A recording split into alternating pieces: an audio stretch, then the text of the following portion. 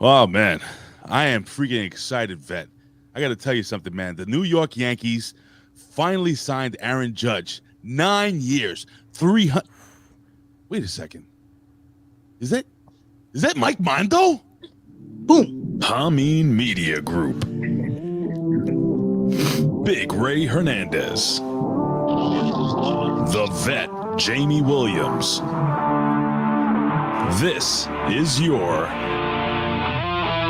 Next Level Wrestling Review. And we are NXT.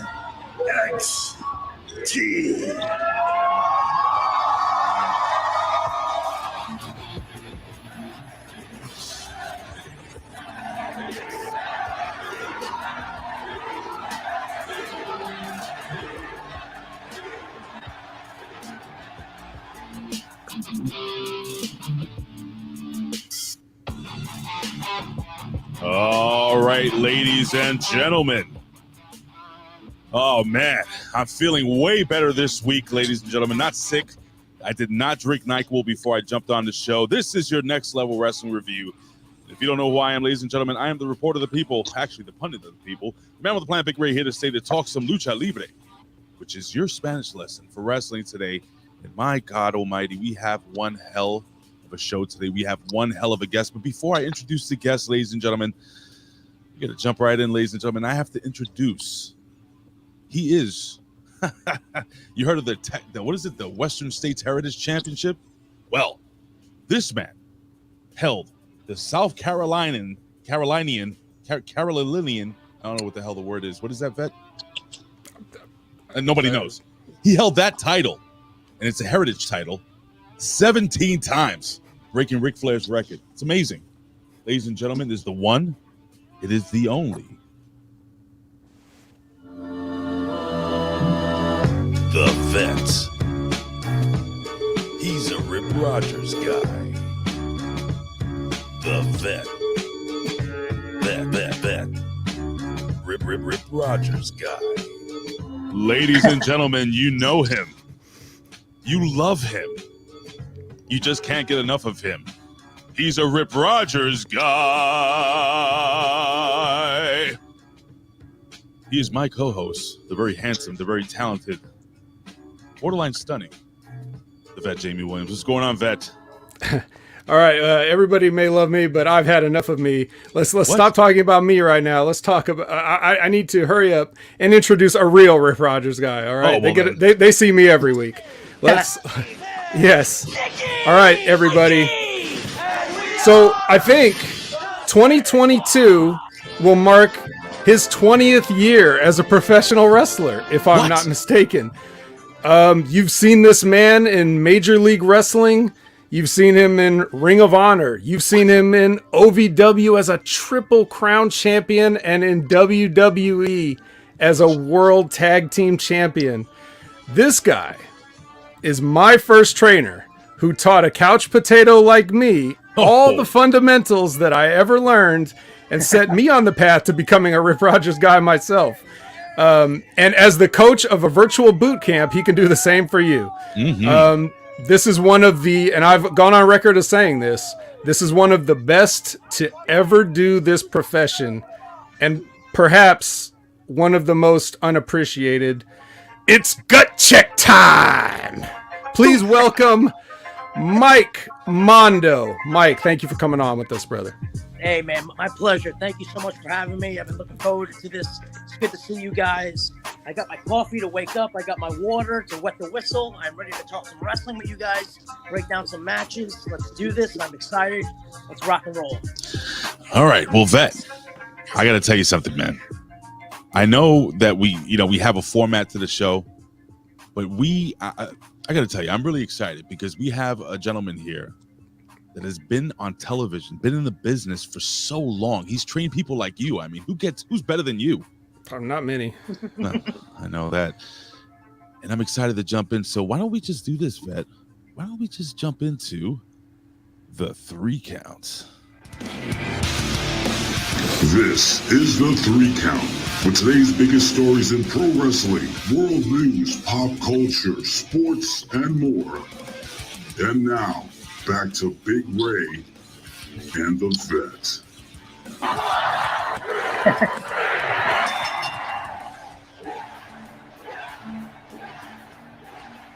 All right, ladies and gentlemen, it is the 3 Count. The latest and greatest stories, news, rumors, etc. here live on channelattitude.com and Hami Media Group. All right, so Vet, you and I discussed this off the air. We have the great Mike Mondo here with us. So, Vet, we have this gentleman who is now Vet, what was the question that you were going to ask Mike? Something regarding the school, the training,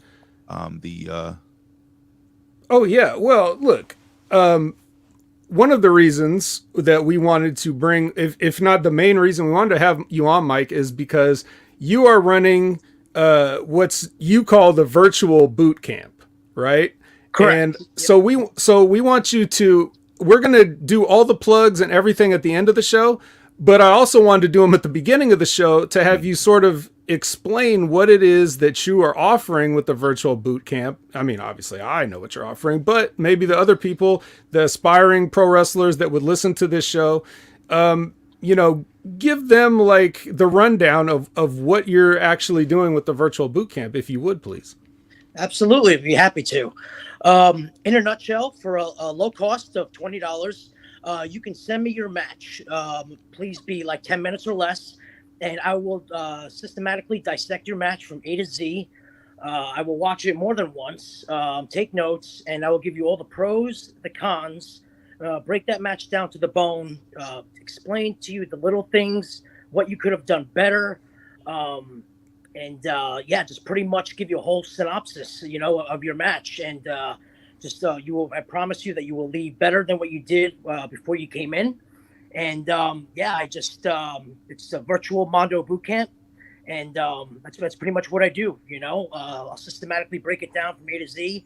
And I'll actually do a one-on-one FaceTime call with you and answer any questions that you may have as well.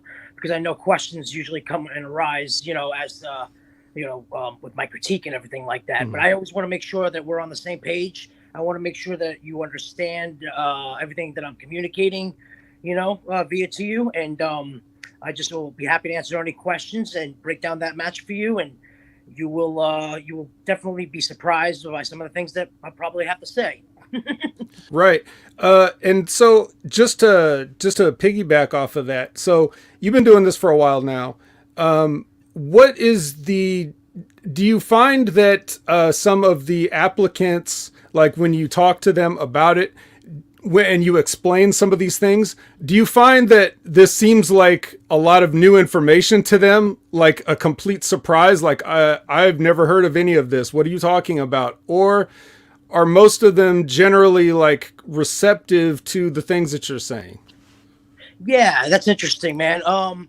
Actually, be honest, everybody, like 90% of the people that I encounter, they're very receptive to the info, and they're actually very grateful and very kind of like you see the light bulb go off on them in a little bit, and it's like, wow, I didn't think of that, or you know what, I was gonna do that and I should have done that, but I didn't do it. Now hearing it from you, it reassures the fact that I should have done it, or they're very receptive to the info and everything like that, and they just really very hungry to learn, which is really cool, and it's very inspiring, especially as a coach, to see that in people that are in the business today.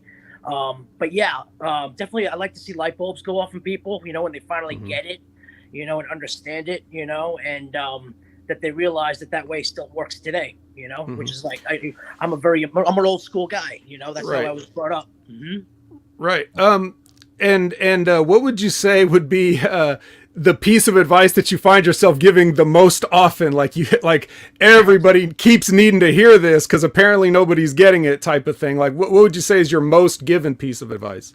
Well, there's one piece of advice, but I don't blame them for not knowing it, because I don't think people really touch on it much, which I'll get to in a second. But to answer your question, it's usually slow down. Okay. Less is more. Okay. And work your holds. You know, a lot of times they grab a headlock and they just, you know, they're not like working the hold, or they're in the heat and they grab a hold and they're treating it like a rest hold. You know, there's no such thing as a rest hold anymore. Right. You gotta, you know, work that hold, make it legit, you know, especially with how sophisticated the audience is now because of UFC. So we have to make our holds look even more believable. You know what I mean? So how many times do you see like when somebody's in like one of those type of chokes and they're just waving their arms around. They're not trying to like grab the arm. They're just doing what they think of fake pro wrestling. This is what I see other people do on TV, but it's not what I would do if this was really happening to me. Sure. Yeah, we call that airplane selling. Yep. Airplane selling. Yeah. No good. But the first thing I was talking about was that, you know, I don't think people touch on much is you see it all the time. And now that I'm saying this to you, you guys are going to notice this when you watch. Is whenever people like they fight back, you know, if you're in the heat, you're a baby face and you know, punch in the stomach, you know, and then the heel cuts the baby face off, right? 10 times out of 10, what usually happens is that the heel just kind of jumps on the baby face, forgetting about what the baby face just previously did to the heel to fight back, so that they don't take that second or two to sit back, register what just happened. Now you're gonna hit me, mother effer? Well, guess what? I'm gonna come and get you. You know what I mean? And now I have a reason to change gears and kick it in. You know? Yes. So, you know, the vets had to correct me a couple of times. My father used to work back in the days in the 70s and 80s, and rest holds were a thing. Rest holds were a thing, and between rest holds were a thing, but between that time, I mean, you know, everything evolves. And my question to you, Mike, is what makes, in your opinion, a good worker, not a pro wrestler, a good worker? When you see somebody, because there's a big difference between being a wrestler and being a worker, or being an entertainer and being a worker. I mean, there's a huge difference there. So when you're looking at some like a young kid or a young talent, or somebody, let's say, that's a little older in the business, that's been around, and they wanted to elevate their craft, obviously by doing your virtual boot camp, what do you look for, and what do you think these major companies are looking for when they're looking for like a solid worker? Sure. Well, let's define what a good worker is. You know what I mean? Like a good wrestler, you get you a job. You know what I mean? A great worker will put asses in seats. There's a difference there, right? It's a big difference, because, you know, you can be the greatest wrestler in the world, but you may not draw a dime, but a great worker, someone that is able to draw people in, you know, and put asses in seats. That's the big difference there. You know, workers draw money, not good wrestlers. So there's three components. Again, 2 out of 3 will get you a job. You know, if you have all 3, you'll make $1 million. It's the promo, the look, and obviously the work rate. You know, Hulk Hogan is a phenomenal worker, great worker. You know, he can actually really wrestle too, but he can. He's smart. He's a great worker because he knows when he's worked. Take Hogan for example. When he's working for Vince, he knows how he gets over. He knows if he was a heel where his heat is.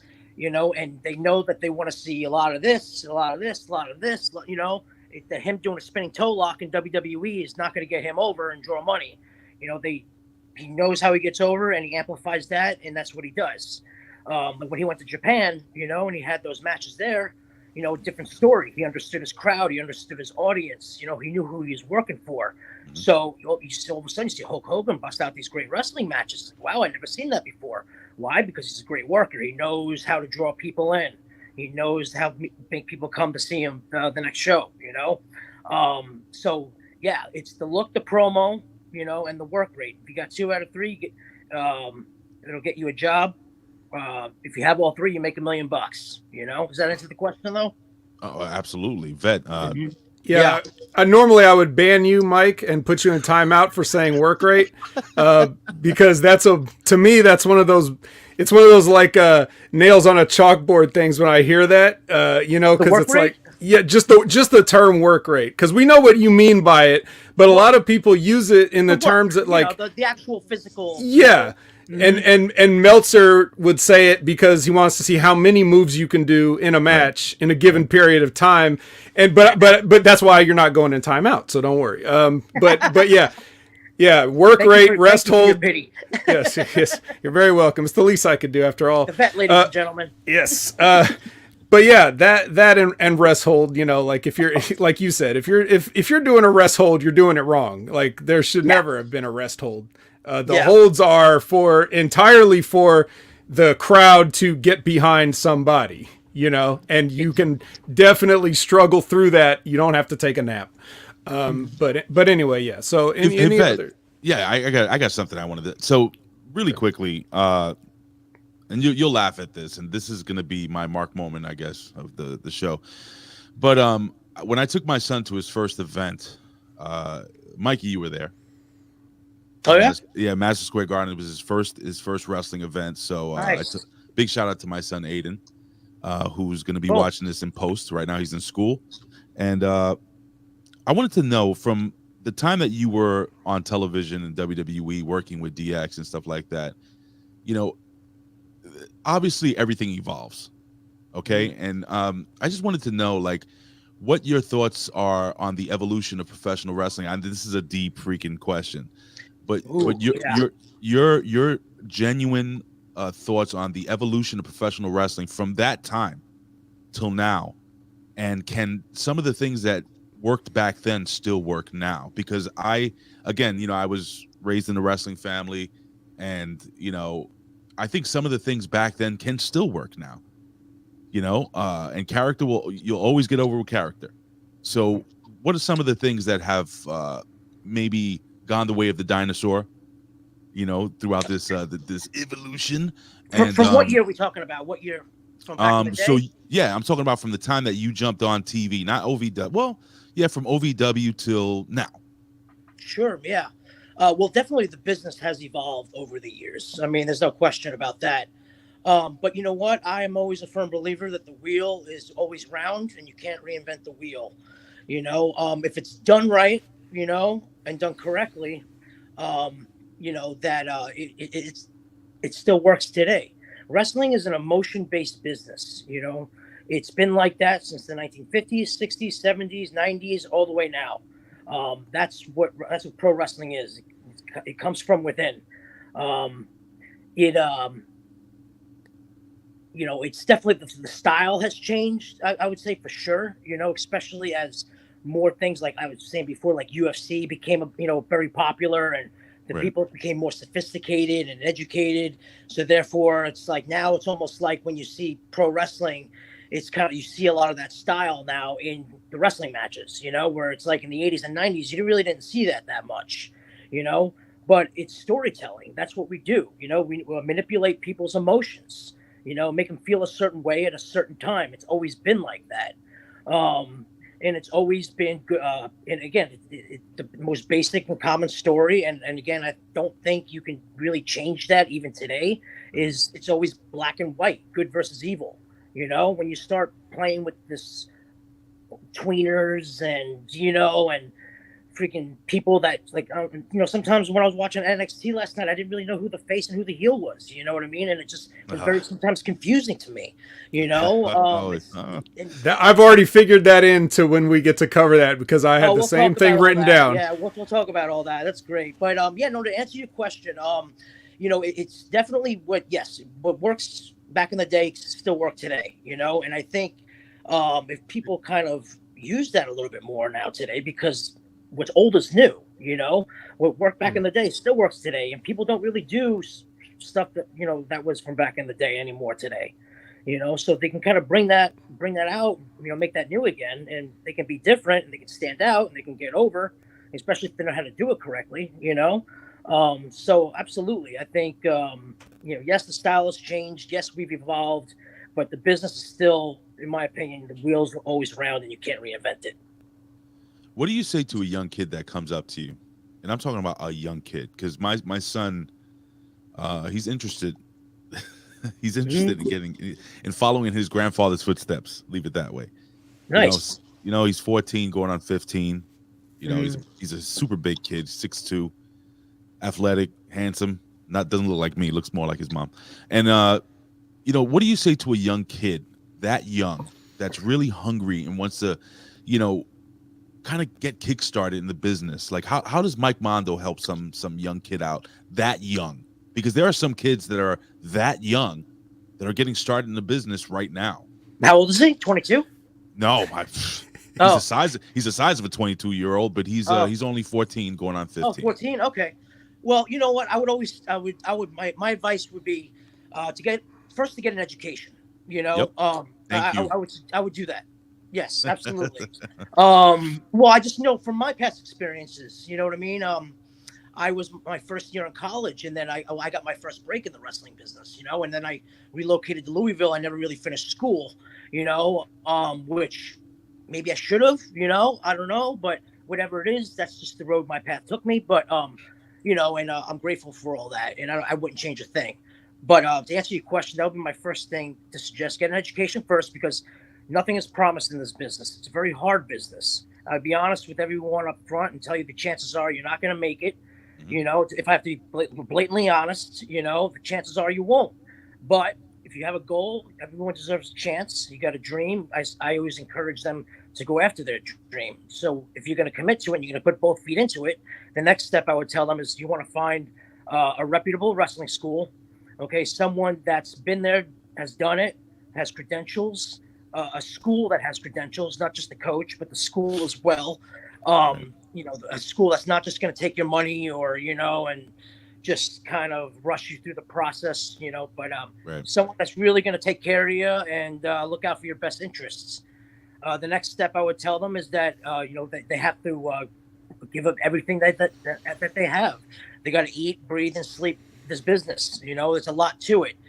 To not get frustrated that you don't learn this business overnight. It takes years and years to learn this business. And then just to really harp on to really understand and learn and to keep going over and review the fundamentals of pro wrestling industry, which I feel is kind of lost today a little bit, the fundamental aspects, and just know that the basics is what's going to, is going to make you stand out from the rest. And, I kind of give my advice like that, but, find a reputable wrestling school, work hard, give it all you got, definitely get an education before you do all that. And just to overall have fun doing it. Because, when it stops becoming fun is the day you should probably think about doing something else, and I would wish them the best of luck, and on their journey. This is a really, Vet, I'm sorry, I'm asking so many questions, but, we have Mike here. So, this is really, this is a really important question for me and for a lot of the young talents. Wrestling is in fact a business, right? It's a business. Yeah, it's business. Business, Mike, can be dirty. So what do you say to young talents dealing with, certain promoters that make certain promises that will tell you, oh no, we work in a very safe environment. Oh no, you're definitely going to get paid. You know what? The house is a little light tonight. What do you say to a kid that he works his first 2 or 3 first shows and he has like a really negative experience or negative experiences, his first month out? Like, what would you do to kind of push that kid, not push him, but say, hey man, or her, and say, hey, let me shut up. What would you say to a kid like that that's had a negative experience with the business side of professional wrestling? So, just dealing with crappy promoters and organizations and stuff like that, unsafe working environments, pretty much in a nutshell, is what you're saying? Yes, sir. Yes, sir. Yeah. Well, you know what? I mean, I'd probably tell them too, like, they're going to experience that. It's just one of those things where, if you do this, especially for an extended period of time, you're going to run into the good, the great, and the bad, but you got to take each one as an experience. And honestly, the bad experiences are going to make you evolve and make you even become a better person and worker what you are, before you even experienced it. Because you become wiser. Exactly. You mature. Almost You a rite mature. of passage, then, really. and Like then you can't learn, just have good stuff. You have to have some of that stuff too. It's a rite of passage. well, it is, and like you said, you become wiser. You mature more in the business. You learn what to stay away from. You know what I mean? And you know what to look out for. So it's one of those things where you just have to again treat it like a business. You're going to work, and just keep your guard up. And just be on the lookout for that type of stuff. And sometimes you just got to get in there and get out and don't get hurt. And you live to fight another day. Hopefully they still pay you. Yeah, because you deal with that too. And honestly, it's I understand it's different when you first start out. Like with me, I try not to worry about the financial things. I always try to get half up front, at least a deposit or something like that. But when you're first breaking in the business, you know what I mean? You don't, what are you going to be making? A couple bucks here and there? Because that's just, I know my first payday was, I think, $10 or something like that. Wow. You know what I mean? But the point is that, you just want to, make sure you get, compensated for your work and, just be aware. And honestly, it's like I said before, it's actually going to make you mature, become wiser in the business, and going forward what to stay away from, and then what to also look out for and keep going forward with that. And Vet, I don't know how to shut up. I have so many questions, and hopefully my answers are good. Your answers are phenomenal. Actually, they're really, really good. Yeah. But something else for a lot of young kids in the business that are coming in, and again, I know I'm focusing in a lot of on the youth. But there are a lot of workers that have been out there, or a lot of wrestlers that have been out there for 10 years that can still, in my humble opinion, garner something great out of what you're offering here with your virtual boot camp. So this isn't just for the young talents out there. This is also for people that have been in the business that say, man, this ain't working. What else can I do? Let me contact Mike. Let's see what Mike can tell me. Some of there's certain unwritten rules in certain locker rooms, everything from giving up your chair to shaking hands and stuff like that. Is there anything you can offer for a young kid walking into, or, an older talent that, whatever, or more or less a young kid walking into a locker room for the very first time? It's funny. I just gave advice to somebody doing that. They were going to SmackDown for the first time. They wanted to know, Wow, great. All the ins and outs, kind of, you know what I mean? Pretty much everything I suggested to this individual. You want to show up and you want to put your best foot forward. For example, if you're going to SmackDown or Raw for the first time, right? You're a young kid and you're going to TV for the first time. Hopefully, you're obviously trying to get a job, but you're looking for an opportunity. So you only get one chance to make a first impression, right? So you want to dress to impress. If I'm going to TV, I'm going to wear, I'm going to look business casual. I got a suit, wear that. You want to make a good first impression. Right.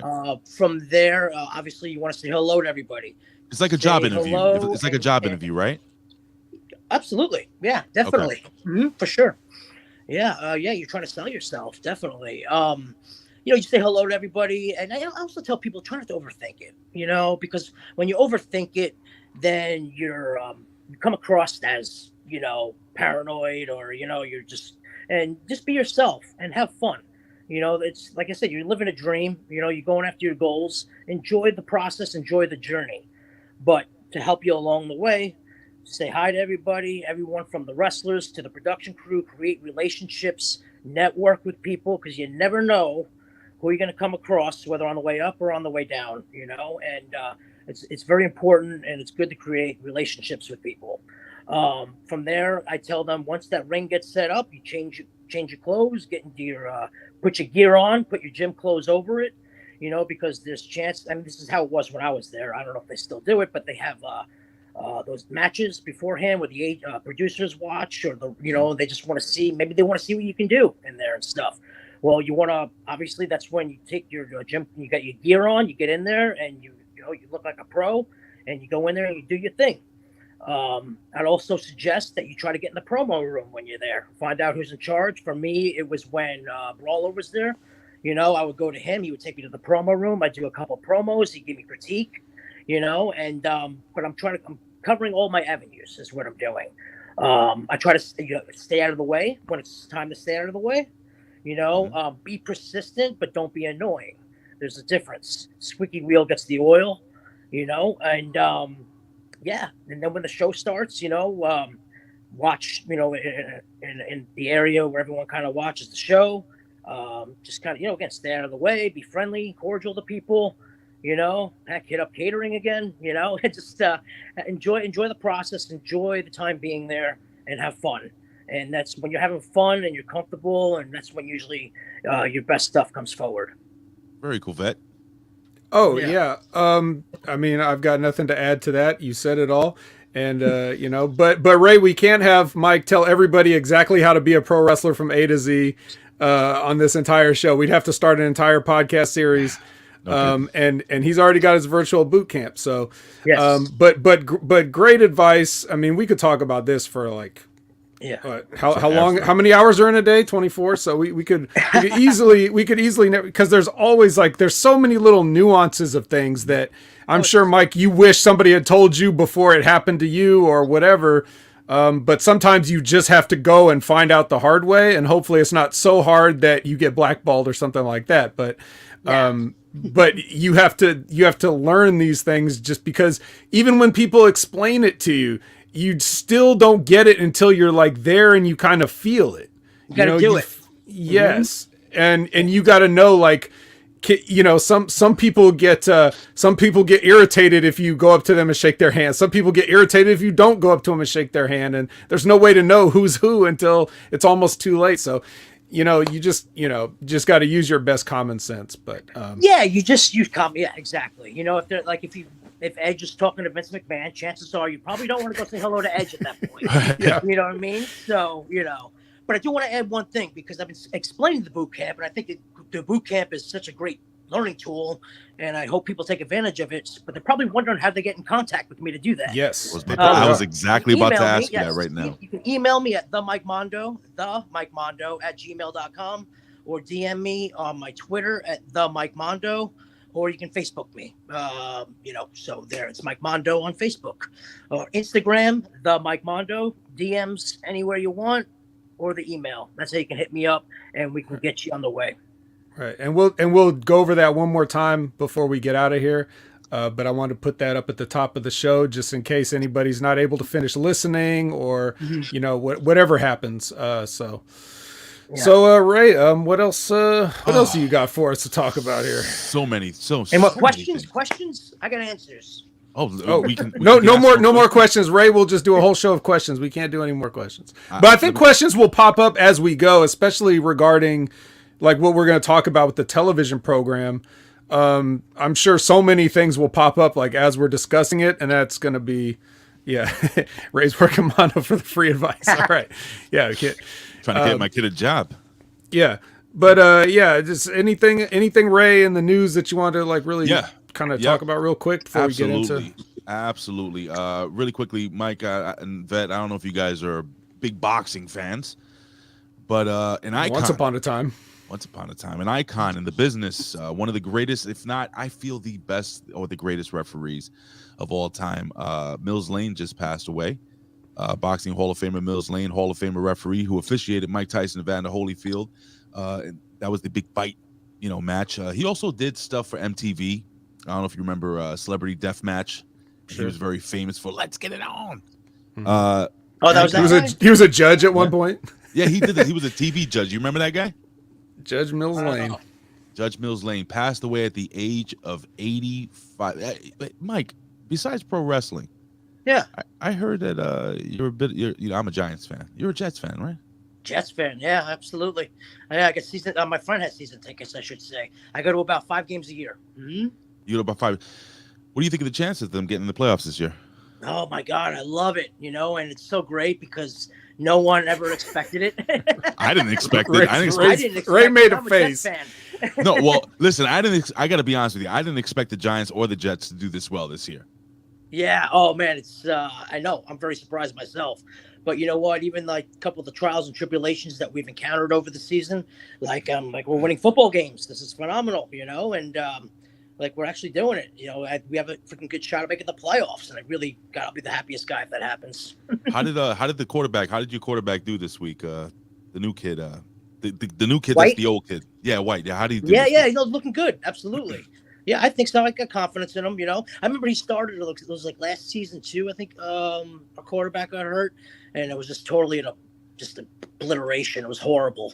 But I think that they're working the game plan now more around him and centered that. You know, and it's actually been working out. I don't understand. Okay. They had the kid. I don't know if you remember. When was it? Like a year ago or 2 years ago when they actually put the kid in the game? He had like an all-time amazing game. The quarterback that you have now. Yeah, was it him? It was him. He had like this crazy, almost like Hall of Fame game, right? Right. And then he had a shitty game. The next, they gave up on him. Totally I don't get it. The ball, yeah. Mm-hmm. You know? And then they switched them, right? Like they switched them up. Yeah. You're not a Knicks fan, are you? You're not a Knicks fan, are you? I don't really watch much basketball, man. No. Yeah. I'm Mets though, big Mets. Jacob DeGrom goes to all right, Vet. The show's over. You know what? Hold on. Hurt and I'm old and I'm fucking tired maybe? And I work with fucking children. Oh, come on. Listen, my father got rest his soul in heaven. Was a diehard Mets fan. Mets fan. You gotta love the Mets. Yeah. I can't stand the Mets. Did Judge really sign, by the way? He absolutely did. 9 years, $360 million, brother. 9 years? 9 years. He's gonna retire a New York Yankee. Wow. 360. That's what he got. 360. 360 million. Apparently, he got it all in crypto. I'm kidding. That's a lot of money. That's how they got him to play baseball. You know. Yeah. That's you're literally sitting down half the time. It's crazy. That's not true. You know, look, bro. Crazy. I played every sport in high school. Yeah. Like every sport, and the one I got hurt at was baseball. I was a catcher though. But I got really hurt. I have a theory on why people get injured in baseball so much, actually, is, it's one of those sports where it's like you can warm up, but it really kind of doesn't matter. Because, like, it doesn't.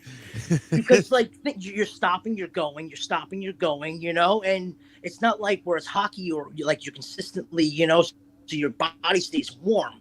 You know, you cool off, you get, warmed up, and you mess with your body that way. And that's why you tear muscles and, get sprains and stuff like that, because it's not a consistent sport as far as from a physical standpoint goes. So your body gets thrown off, I think. And then when you hit the ball, you're immediately sprinting, so it's a lot of like just sharp movements and stuff. And if you're not properly warmed up, you're going to pull a hammy, or something like that. So it's important to stay warm the whole time. Keep that in mind, baseball players.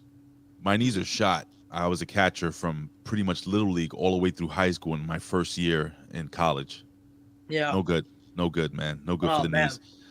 But anywho, just wanted to give a shout out to Mills Lane. And also, if you guys are out there, if you're wrestling fans of the 80s, the 90s, so on and so forth, we have I don't know if you know about the Barry Windham situation. Unfortunately, Barry Windham suffered a major heart attack. He's in the hospital right now. There was a GoFundMe that has been set up by who was his old tag team partner there, Vet, when they were doing the American gimmick. Well, if you're talking about Mike Rotunda, Mike Rotunda set up a GoFundMe for him. I don't know if you guys have you ever crossed any of you guys cross paths with Mr. Barry Windham? Barry Windham, he was a producer. I don't think he had a job, but I think they were trying him out as a producer when I was up there at one point. I did like a couple of matches with him, but he wasn't there long. Came down to OVW once too to visit. I remember when I was there. But I really don't know him personally. Honestly, I haven't worked with him that much. Right. Well, I just wanted to put over the fact that there is an official GoFundMe if you guys want to, help the man out. They're trying to raise, I think it's $200,000, man.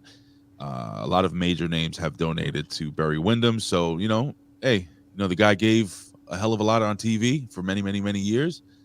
If you want to give a little back, man, there's nothing wrong. I would say Google official Barry Windham GoFundMe, and, we'll do that. Give some love. So, listen, I'm going to go real quick before we jump into NXT and stuff like that. Chat, I would say if anybody has any questions in the chat, Vet, if you have any other wrestling, because Mike seems like he's really hungry to answer questions. regarding professional wrestling. And I love talking the business, man. I can talk the business all day. That's my passion. Go ahead, Vet. Vet's in deep thought. I'm scanning. No, I'm scanning the chat. I've got the chat pulled up over here, so I'm scanning and seeing what they're saying. Yeah, I'm making sure that I'm not missing anything from them. But okay, all right. You have something, because I had a lot of questions. They're pretty disappointing today. That's disgusting. So, speaking about warming up and stuff like that, we're talking about other sports like professional wrestling. Other sports like baseball and basketball and all these sharp, quick movements. Pro wrestling is one of the, how can I say this? You have to be one hell of an athlete to do this consistently. To take that beating. I told Vet that when my father pulled me into the ring for the very first time to teach me how to take a bump, it was a boxing ring. And that's when I knew I could never be a pro wrestler. So let's talk about conditioning. Okay. Is this something that you go over? About what? Conditioning. Conditioning. Okay. Conditioning your body, keeping yourself safe, keeping yourself healthy. Mike, I'm going to make an assumption that in 20 years, you've probably hurt yourself once or twice. If I gave you the list of injuries, you probably think I'm crazy. And that's kind of what I tell you people. But you also got to understand this is over 20 years. Of course. But the list is a little there. It's a little hefty, yeah. Okay, so how would you again, talking to some of the let's redirect here. Instead of talking to the young people, let's say you have a guy or a girl working the indies right now that's listening or watching, okay? Yeah. And they find themselves getting injured a lot. Yeah. Whether it's because they work in unsafe environments, or they're not preparing themselves properly, or they're doing things maybe perhaps that a 6'6", 300-pound person shouldn't be doing, a backflip off the top rope. Any advice regarding keeping yourself safe, healthy, and conditioning yourself to have an extended career in this business? Yeah. Well, I always tell guys, and I don't want to get mistaken when I say this, but because you always want to work hard. You work hard. But I tell guys, work smart, don't work hard. You know what I mean? There's a big difference there when and honestly, man, it's like you figure it out, and like it kind of clicks when you do hurt yourself. It's like, well, I'm not going to do that anymore.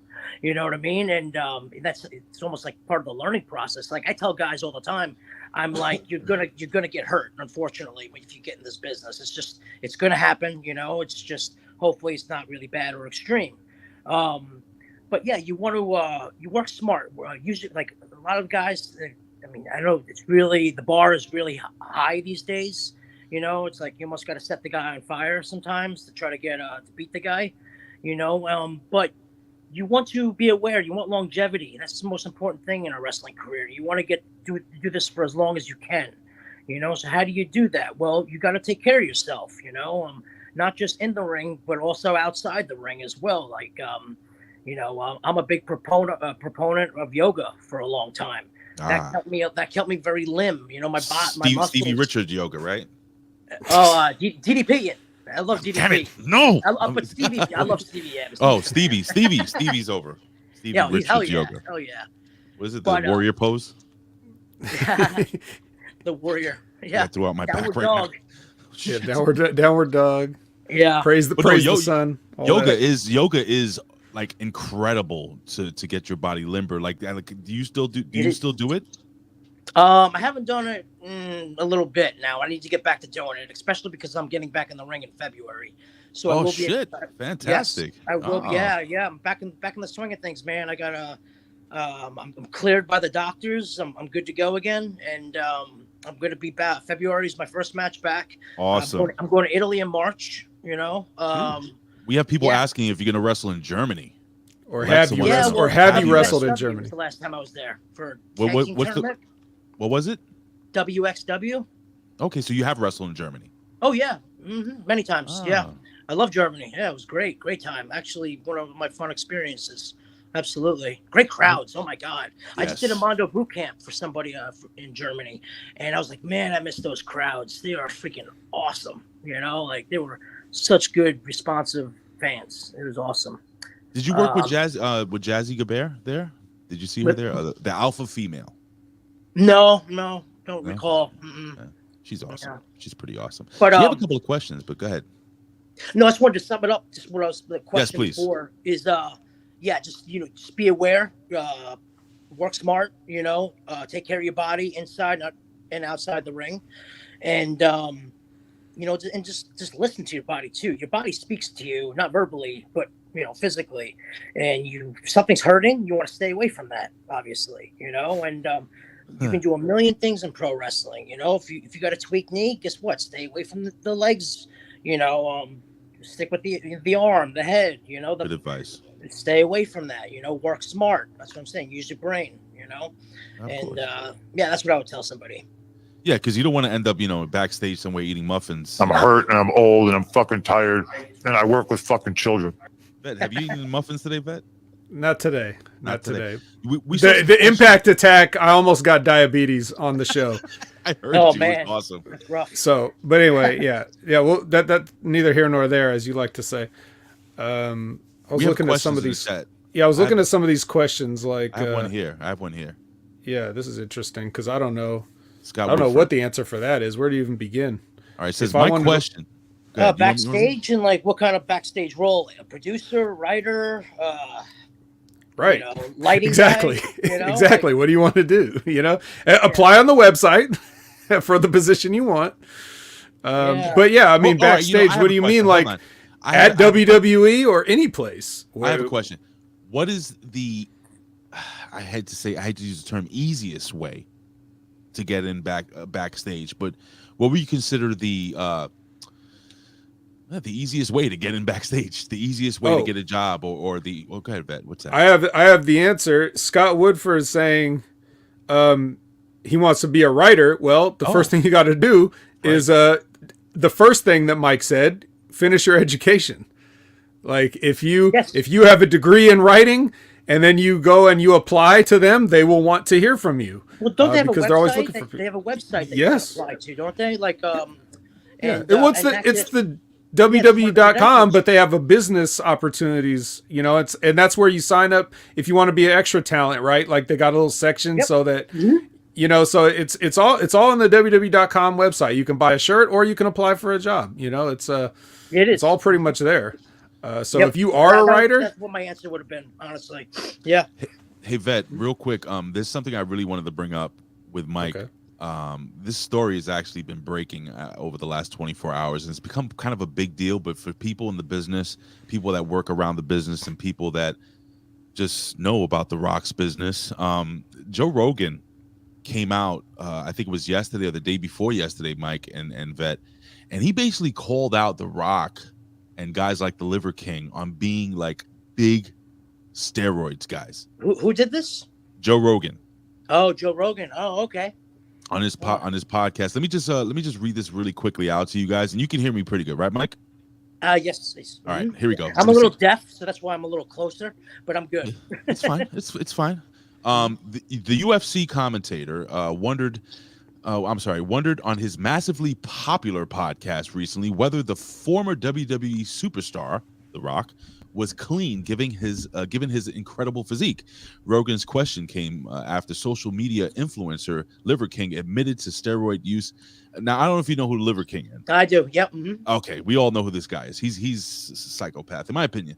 But yeah, he's interesting. He's interesting to say the least.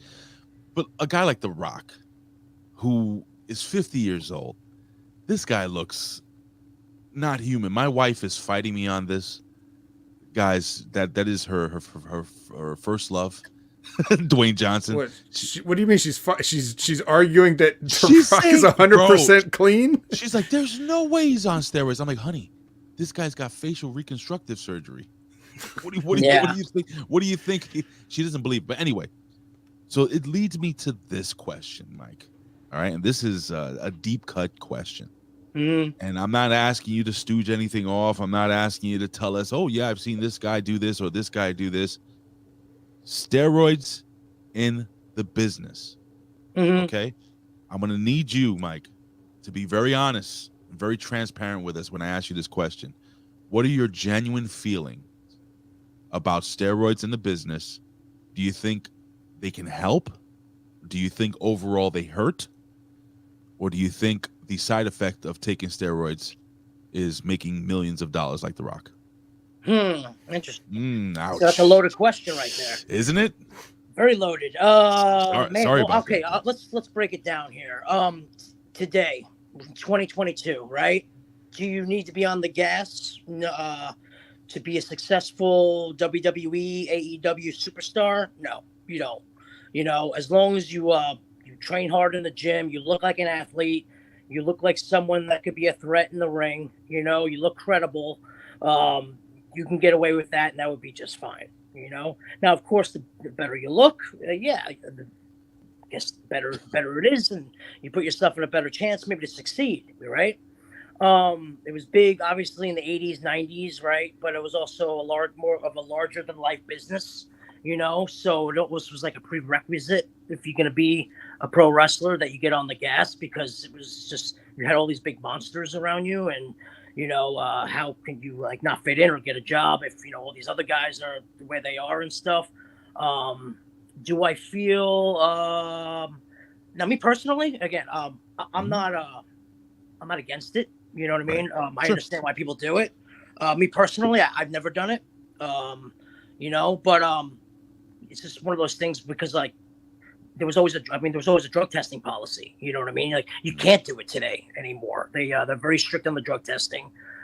Do I think when you get older it can help you? Yeah, I mean your levels. I think I'm no doctor by any means, but from what I understand, your levels go down a lot more. You know, and you know, you need to see a doctor and get on some tests or, you know, whatever it is to feel normal, you know, like that. You know, something like that. So I think there's benefits to it. Absolutely. You know, I think you should be monitored by a doctor, though, for sure, 110%, and shouldn't be a guy that kind of self-experiments and just do what you think is good, you know, because you might be taking a lot more than what you really should. Well, Mike, let me jump in real quick. When you say monitored by a doctor, I think you have to be really careful.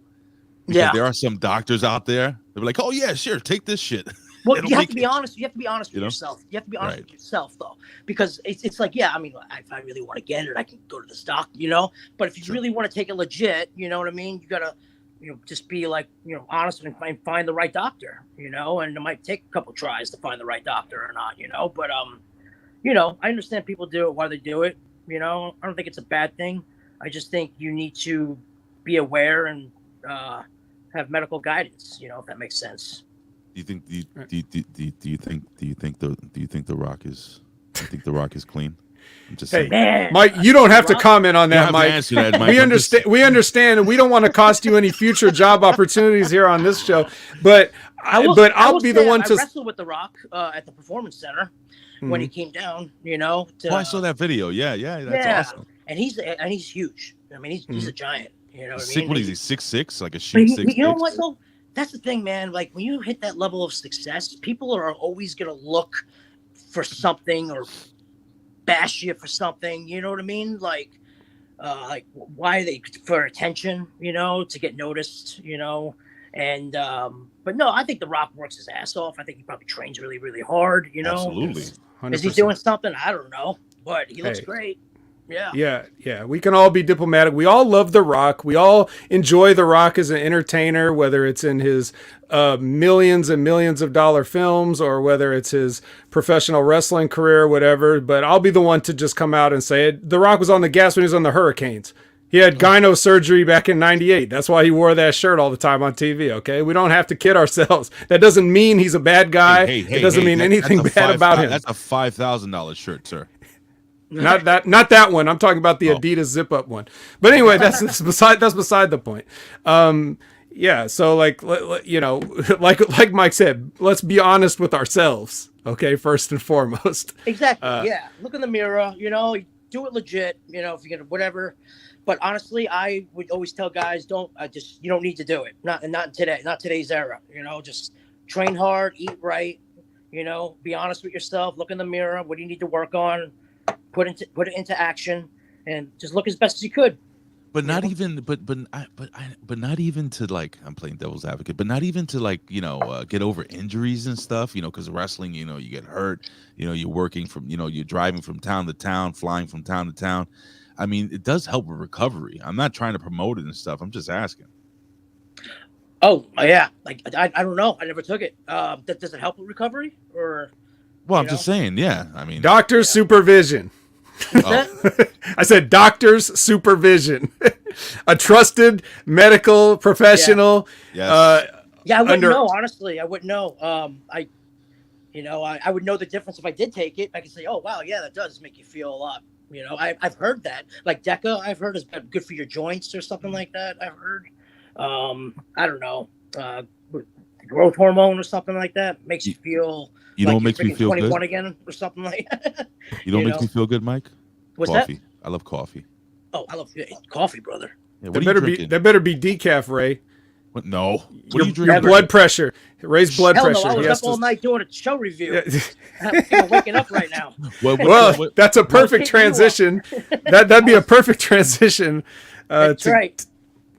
To get right into this into this review show before we go another hour on the rock. Right, so all right, before we jump in, last question, Mike. What kind of coffee you drink there? What's your brand? Man, I love a good Starbucks. Actually, a black guy. That's my guy. That's my guy. You're my guy. Yep, 2 espresso shots and coffee. Yes, I love the caffeine. I have a venti Americano, 2 espresso shots. I throw in a little half and half. And cinnamon powder. A little half and half and 3 Splenda. Mm-hmm. Put a little cinnamon powder in there. Try that. It's really, really good. That's interesting. I can do that. Yeah, that's good. Yeah, with the half and half. And with that being said, ladies and gentlemen, it is time for NXT.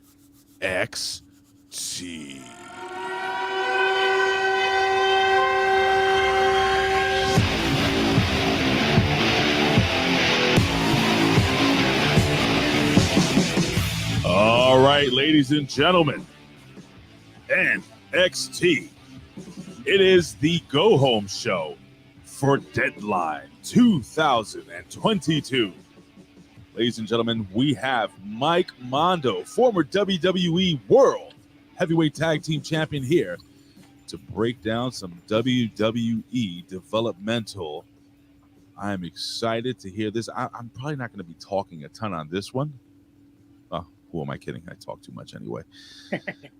But Vet, you know what to do, brother. Take it away. Take it away. So normally when I break this show down, I get very granular into each little segment, even to the point where like I let you know if somebody came out for their entrance before the break and if they had something in between the people's entrances, which is a formatting issue that they've had. But we're not going to really do that this time. What? Why not? Because we got a lot to talk about. So we're going to focus mostly on the matches, and then I'll quickly blah, blah, blah over the other stuff. Do your thing, man. Yeah, absolutely. Yeah. And I may not know, the complete backstory. You guys might have to help me out there and everything like that. Absolutely. So we'll just play off each other and go with the flow. We definitely will. This will be pretty simple though to start with because they get a cold open for a match in the ring here. So the first one is one of the qualifying triple threat matches for the last. Oh my God, I can't believe I'm not going to say all that I was about to say. It's Andre Chase, okay, Ray, and I think you may have a button for that. Okay. Oh shit. There you go. And then versus Axiom. Axiom and Von Wagner. Yes. Hold on. Who was the first guy? The first guy was. Somebody say Andre Chase. No one said that. What we have right now is a teachable moment. Right. So it's a triple threat, and I guess the first thing I want to say with Mike here is, Mike, you have been a guest coach at the Performance Center about 3 times or something along those lines. Yep. 4 times. Yep. So some of these kids you've probably seen and worked with. Well, I was going to say, like, my. By the way, I have like 8 pages of notes. Just for the record. Let's do it. A lot of my critique is actually for Von Wagner, only because I've worked with him a lot when I was down there. Right. And I got to know him. He's a great kid. And he was hungry.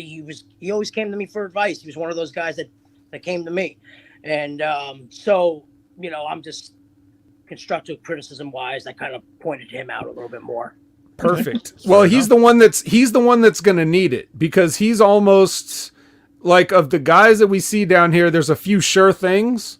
Yeah. And it just seems like that's just the trajectory they have him on. Of course, he's second generation, you know that, Wayne Bloom's son.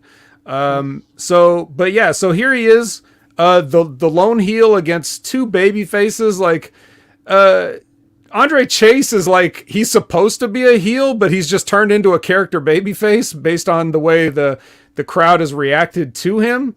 Yeah. And Axiom is a classic, mysterious masked babyface type, high flying Rey Mysterio type. Yeah, guy. that's what there was a disconnect with me and Axiom as far as his character. Like, he's just I don't know. There needs to be something more to him, and I just don't get it really. Well, his backstory, mask, his backstory was that he was bit by a what was it, like a cockroach or something that had special powers on it, something.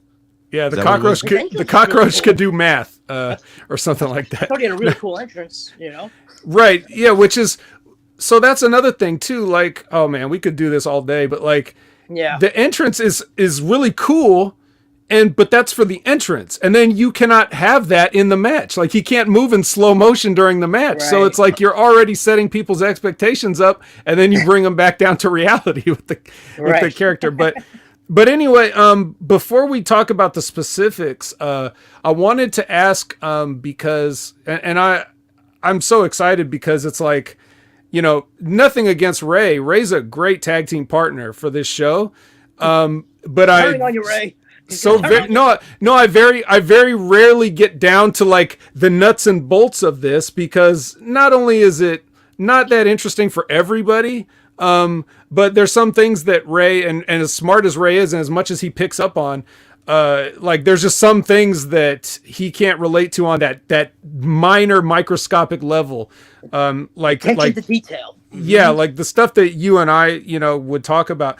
But I wanted to ask about this because this is something even I never really had to deal with. But what are the difficulties, especially for television, for laying out a 3-way match or a 4-way match or any of these multi-person matches? Like, in your experience, what is the hardest thing about that? And what are some ways that you've, over the years, made that easier on yourself and the other people you're working with?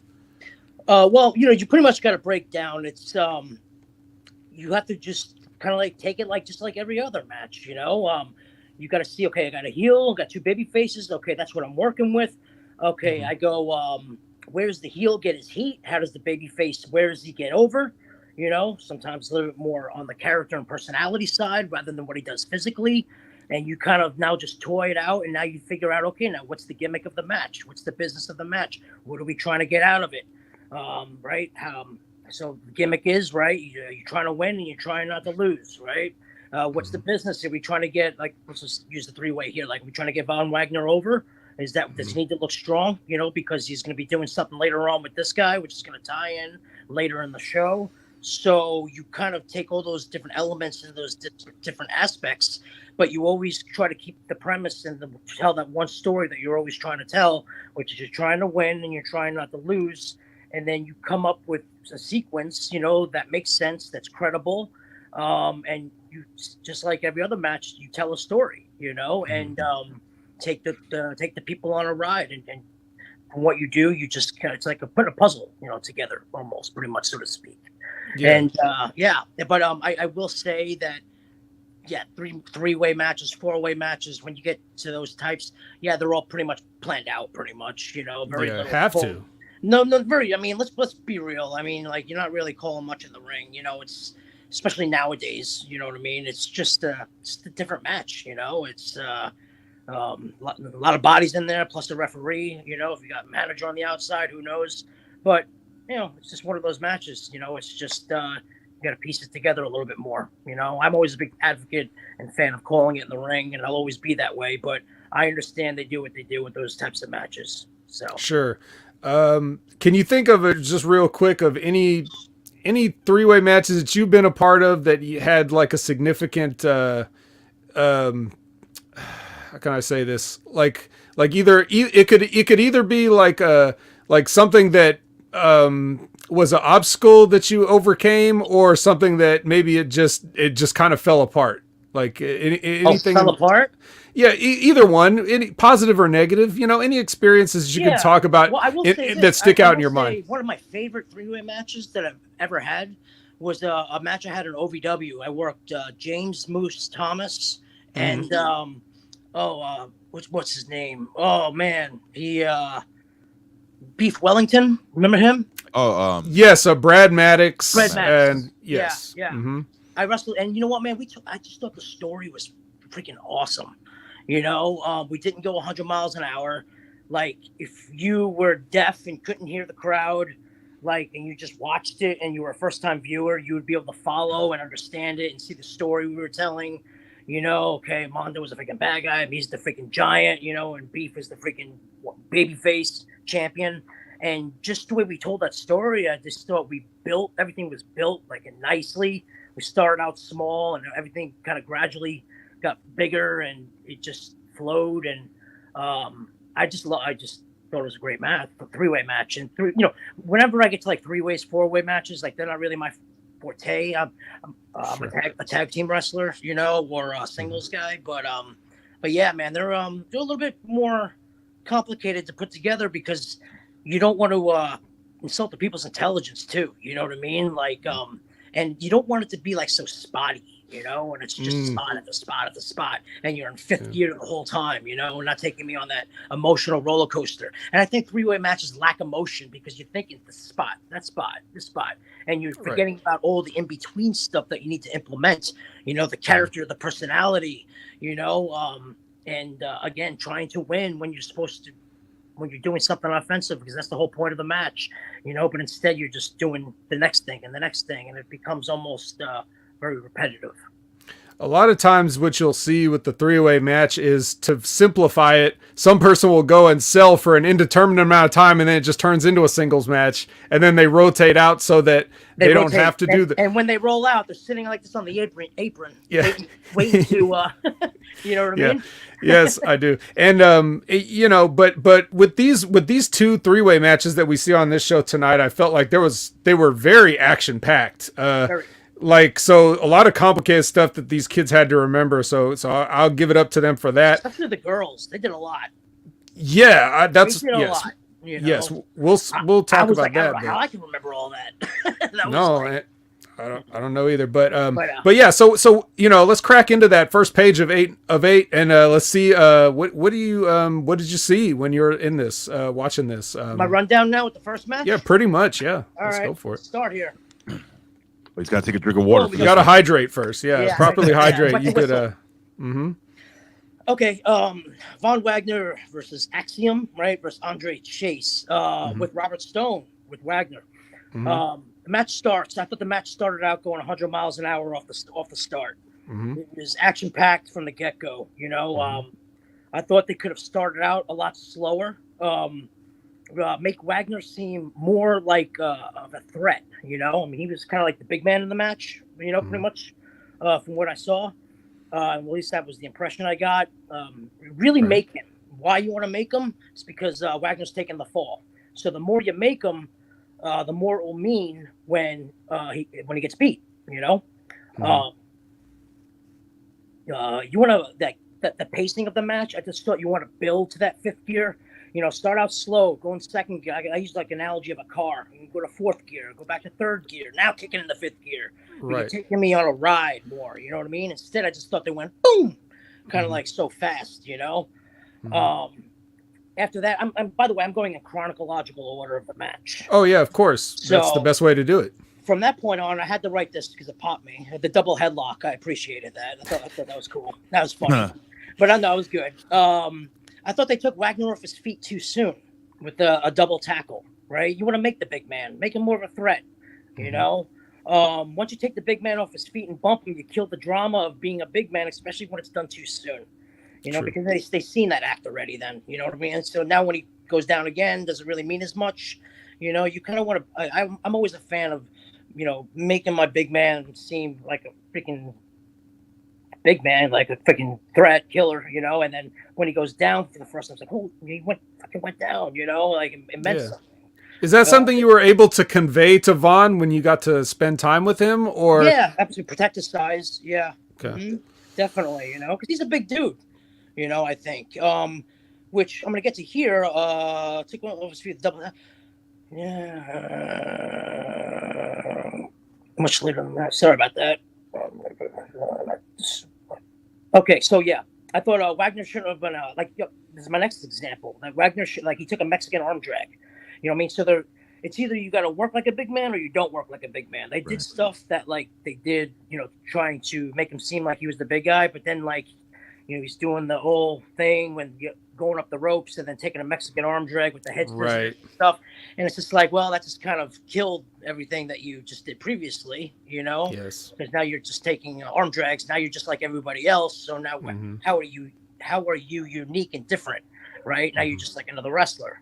So something I would be aware about. I would tell him I wouldn't be doing that, But Mike, real quick, if you're backstage, and you're working the match out between the three guys, right? And you're Von Wagner, I mean, how do you go about saying, nah, not going to take that move when, you're being put on TV, you're being pushed, you want to be agreeable, you want to work with everybody, you want the two guys to be happy as well in the ring. Like, how do you say, nah, not going to work that style with you guys? It's tricky, man. I know exactly what you're talking about. Because I've been in that spot before. You got to understand, it's a business, If, you're a product, you got to understand how you get over, how you get heat.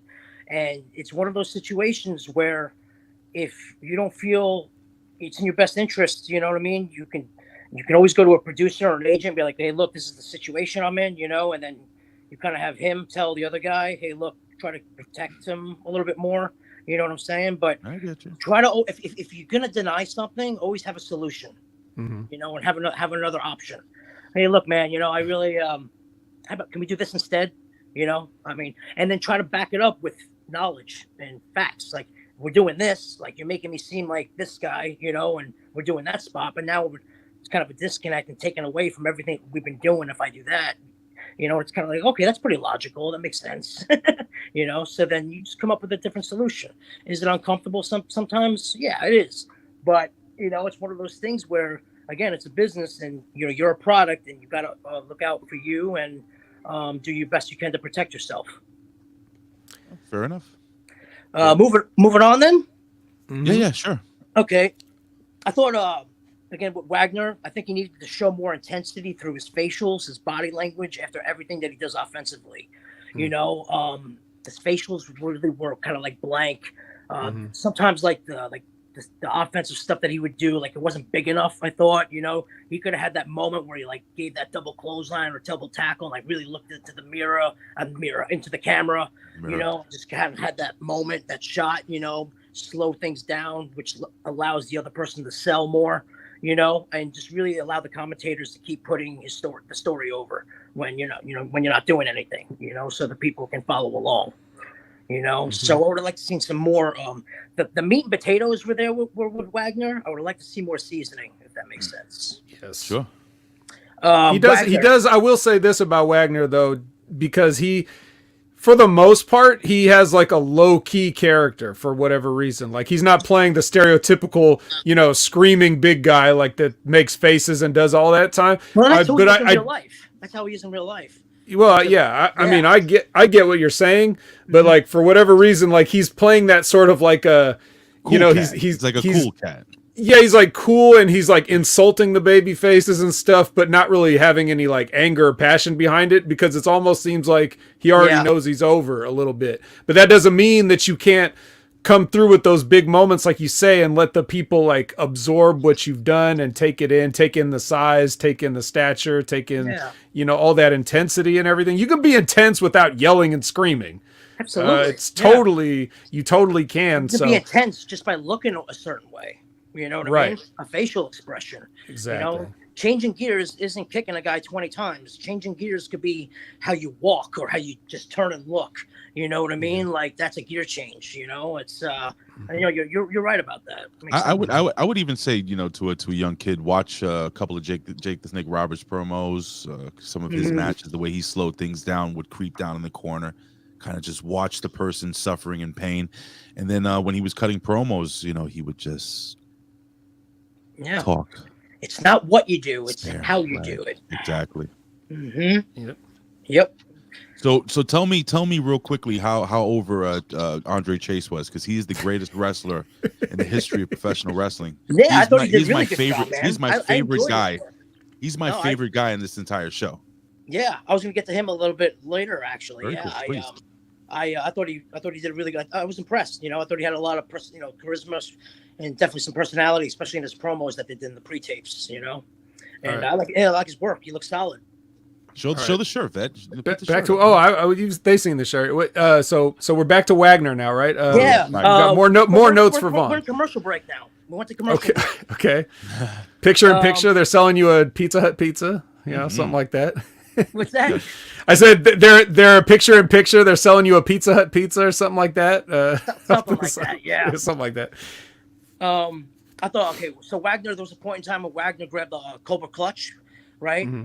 He did it 3 times to both opponents. So if I were him, I would have kind of chose a different hold each time instead of repeating yourself, and also, if being a bigger dude, pick a hold that accentuates your size better.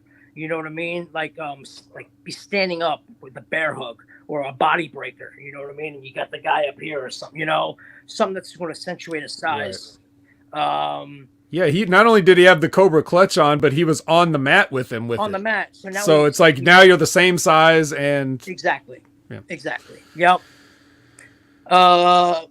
Instead of power bombing Wagner, so they came back on the air. They did a 3-way corner spot instead of power bombing Wagner.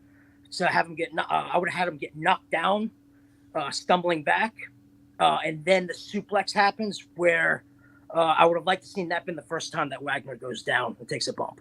Right. Yeah. So you're making him. He's a threat here. Finally, the first time he goes down, it takes both guys. Boom, suplex. First time the man goes down. Now you can keep going what you're doing going forward. If that makes sense. Yeah. That's one of the few notes I had on this. I wanted to ask about was so there was a spot in this match where Andre Chase and Axiom are up on top. And they go for the superplex, and Vaughn is he's on the mat, not on the mat, but like standing on his feet, and they superplex themselves onto Von Wagner, and he is not really, there's no way to take 2 guys falling into a superplex on you. That's not something you drill. That's not something you learn. So he's just sort of like off to the side, and he kind of reaches out with his arm, which seems like a good way to tear your shoulder or something like that. If these guys land on you, like it would have been safer for him to be lying there and get the guy suplex on him than it was what he did. But I guess he came away from it okay. But it just was so awkward, and I just didn't understand that spot. It wasn't worth the risk to me. Yeah, no, absolutely. I noticed that too. Like the execution was not really there, Yeah, maybe it may have been, it's one of those things. I think they had it. It sounds better in the back than when you actually get in the ring and do it. And sometimes those spots can be like that.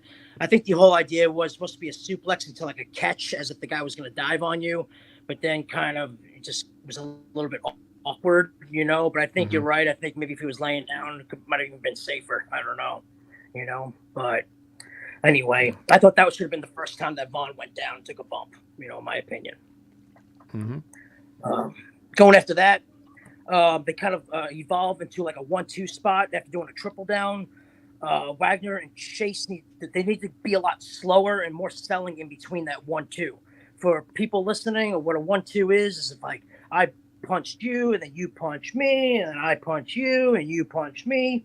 That needs to be slower. It happened too fast, and because it happened too fast, they're really kind of like no set, like not really selling much, There just needs to be more drama in that, more, just doing a lot slower. Make me feel what you're doing. That would have been a good time to take the match back down, being that it was so fast, like the whole time, Mike, do you find that a lot of these modern matches, they have this specific fast pace?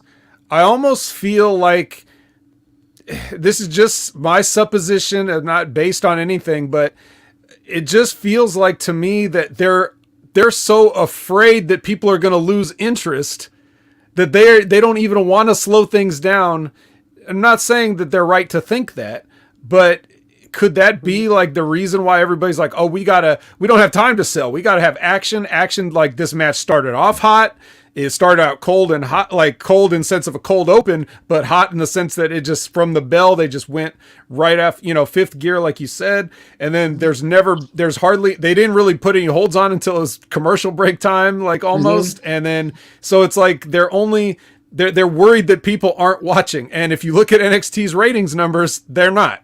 So are they like further pushing people away without even knowing it because they're trying to increase the pace to keep people from changing the channel, while at the same time the people that are watching are like, I don't know why I don't like this, but it's not connecting with me, so I'm going to change the channel. Are they defeating themselves by doing this, do you think? Yeah, I think it's a couple things, man. I think it's sometimes it's inexperience, and it's because I've made that mistake when I first, when I started too. I felt like, oh my God, like they're not doing anything. I gotta be doing something, and start running something or something like that when I should have been doing nothing and just sitting there in the hold. And I'm freaking out because they're not making noise. You know what I mean? It's like, oh man, well, let's work our way up and do something. They think we're boring or something like that. But absolutely, yeah, man. I think it's one of those things where, yeah, they just they feel like they have to be doing something all the time to be entertaining the audience. You know what I mean? When a lot of times, because when you're doing something, honestly, the people aren't reacting because now they're watching.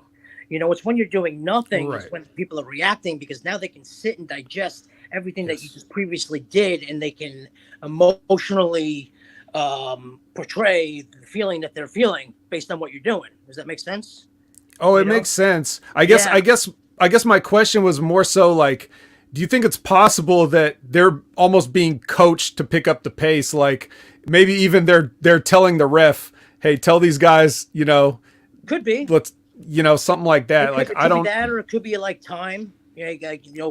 We're like 1 minute to commercial break. Oh shit, we got to freaking get this in and this in before we get to that, and now they're rushing through it, and which, that happens sometimes on TV, man. Like you get the go home cue way before you thought you're going to get the go home cue. And it's like, oh snap. Well, now if that's where calling it in the ring still comes into play these days, because you can X-nate X, Y, Z if you know the business, as long as you can get to where you need to get to accomplish what you need to accomplish. Right. If that makes sense, But if you can't, but if you comes in, but if you can't call it in the ring, don't know that. Yeah, if you can't call it in the ring, then you're going to go through all your pre-planned stuff just faster, right? It's a lost art, man. It's a lost art, in my opinion.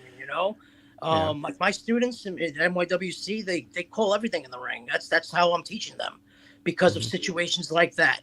Or when you get to Gorilla and all of a sudden they go, guess what? You got 4 minutes now instead of 8, and go now, go. Oh shoot, okay. You know what I mean? Well, you got to be able to fucking boom, like that. So, yeah, that's my opinion on that. All right. So, where were we at then? Okay. Boom. I thought it was after the 1-2 punch. After that, the times Axiom and Chase were in the ring together. I thought Chase could have done a little bit more to get over. You know what I mean? Reason being is Axiom is getting the win, right? So that's what people are going to remember in the end. So I thought I would like seeing a little bit more from Chase on his end, which he does later on, because Chase does these this kicks in like this 360 fashion. That's what I put it in, which was really over with the people in the comeback when he did that to Wagner. Yeah, spelling out the Chase U. C-H-A-S-E. Yeah. I thought that really got over. I thought that was good. Fantastic. He's the greatest of all time. I thought they missed something here. And I thought they could have had a good moment if Axiom would have came in and fed in and Chase did the same thing to him immediately after. So you get the Chase. Hey, here he comes. Boom, sweep, boom. Chase, you bring the people here, bring them here. You know what I mean? And then finally, I thought the finish would have been better if Chase crashed and burned rather than hitting the crossbody and popping off. To me, it didn't look like Chase was selling the ribs from the crossbody. It kind of just looked like he hit the crossbody and just kind of rolled out of the ring, I thought maybe it would have been better if he crashed and burned and he could have like really kind of sold. I don't know, when I watched it just looked like why didn't you stay on top of him? You just rolled out of the ring. You know what I mean? He didn't like display like, oh man, that crossbody. You know what I'm saying? Like it's just a little bit, could have been more in my opinion. It's a problem across the whole business. Yeah. That's the little things. You know what I mean? Like, I get it. Boom, that move is so powerful that you hurt yourself too. And that's good because you know what? It's realistic that way. If I do a suplex, right? Maybe I hit my head on the way down and I'm hurt. You know what I mean? But it's just like I get up a little slower, and then the commentators can put that over and tell that, it's just little things, realistic. Mm-hmm. I thought it was a good job from the people on the outside, not taking away from the match. A lot of bodies out there. Yeah. I thought that they got involved as far as from cheering, whatever, pounding on the mat when they weren't doing anything, which is when you want to kind of get involved, but kind of stay out of the way and let the match have the match so you don't take away from that. So I thought they did a good job not, taking away from it. Yeah. Ray, Robert Stone had it looked like a damn harness. What the hell was he wearing? Like it looked like the kind of thing you'd put on a pet, when you're going to take him for a walk. I thought he was going to bungee jump from the top of the building or something. Yeah. So one of the things that Robert Stone and has been working out with Von Wagner here on television is that Vaughn has just been abusing him, even though it's his manager. He'll throw him into harm's way, he'll use him as a weapon. It's kind of weird. I don't recall ever seeing anything quite like it in wrestling before. It's more or less like a situation where, remember how Macho Man used to kind of pull Elizabeth in front of him? But instead of that, he actually uses Elizabeth as a weapon. Yeah, he just picks her up and gorilla presses her onto somebody or something like that. So imagine if we had seen that, we would be yeah, but so that was going on. But yeah, the other thing too is the Chase U students, they're Duke Hudson wants to cheat to win sometimes, and Andre Chase is trying to tell him we don't do it that way. That's not what I teach here at my university. So that would explain why them getting hyped up but not actually interfering. But yeah, that's the thing. A lot of times you got people on the outside, you kind of want to involve them in a finish. But I think it's better maybe for this one if they didn't, especially with the finish they went, which to me was a surprise. I'll be honest. I just assumed that this was just Von Wagner's match to win. We're just going to put him in there.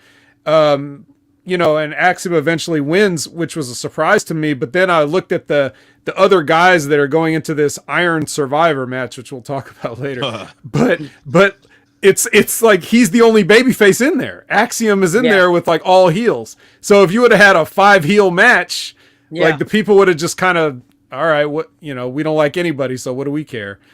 So they had to put somebody in there, and I guess they wanted to give the rub to Axiom because Andre Chase is going to be over no matter what he does, whether he wins, loses, draws.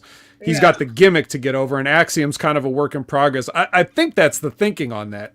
Yeah, and honestly, I would like to see, again, Chase, I feel like he has it in him based on what I saw on his promos, and I'd like to see him incorporate more of that personality and that character in the match. Because what happens is a lot of times we do the character in the entrance, and then all of a sudden the bell rings, and now it becomes a light switch, and we turn it off, and now we just become a wrestler. You know what I mean? And not the person that we've told them from once upon a time. You got to be that person throughout the entire time, from the time you come out of the ring, from the time that you go back through the curtain. You don't shut it off, And I think sometimes guys struggle with that. Mike, out of everybody on this show, and I love what you said there. And he could have done more, but he's, I think, one of the only people that actually does that, what you were saying, because there was a moment in the match, I don't know if you guys remember this, where Axiom was trying to do a move or a roll through or something like that, and Andre Chase did something where the younger Axiom made a mistake, and then he stops the match, and he says, what we have right now is a teachable moment. So he did the character work. Do you remember that, what I'm talking about, Vet? Where he I think, yeah. It's gray area for me there. The thing that stood out for me the most with Chase was when he did the kicks, the CHAS. Right. That's over because signature spot. Now what you're saying, right? What did the people do when he did that? They chanted along with him. Well, wait, from your example, with the arm thing, what the people do? What the people? So when he paused when he stopped. He basically stopped the match to tell the young kid, "You fucked up. You're in with a veteran." He did his tagline. What we have right now is a teachable moment. The crowd all joined in and said, "What we have right now is a teachable moment." The match stopped. I mean, the match stopped, while it was going on, but it was a moment there where you can see the young Axiom making a mistake and the veteran, what is he, a dean or something? What the hell is he, Bet? Yeah, it's like he's like the dean of the university, I guess. The dean of the university showed this young kid player dean. He's a lot smarter than him. You know what I'm saying? So, yeah. So I love that moment in the match. Also, real quick, Mike. So Andre Chase's. Mike was going to say something. I'm sorry. Oh no, I was just saying that that's the stuff that they need to do more of. Then you know what I mean? More of that. That's what the character and the personality. That's what makes you different than just every other guy, and makes you stand out. Otherwise you don't want to be just a wrestler. You need to accentuate those things that gets you over. And stuff like that you mentioned, and stuff that I mentioned when he did in the comeback. Like more things along those lines, because that's what people can vicariously relate to and then respond accordingly. Mm-hmm. Yeah. Well, you can see who gets it and who doesn't pretty easily, right? So Andre Chase is he was once known as Harlem Bravado. He was in Ring of Honor before. Did you have ever cross paths with him and his brother? Like they were like a tag team, I think. No, never did.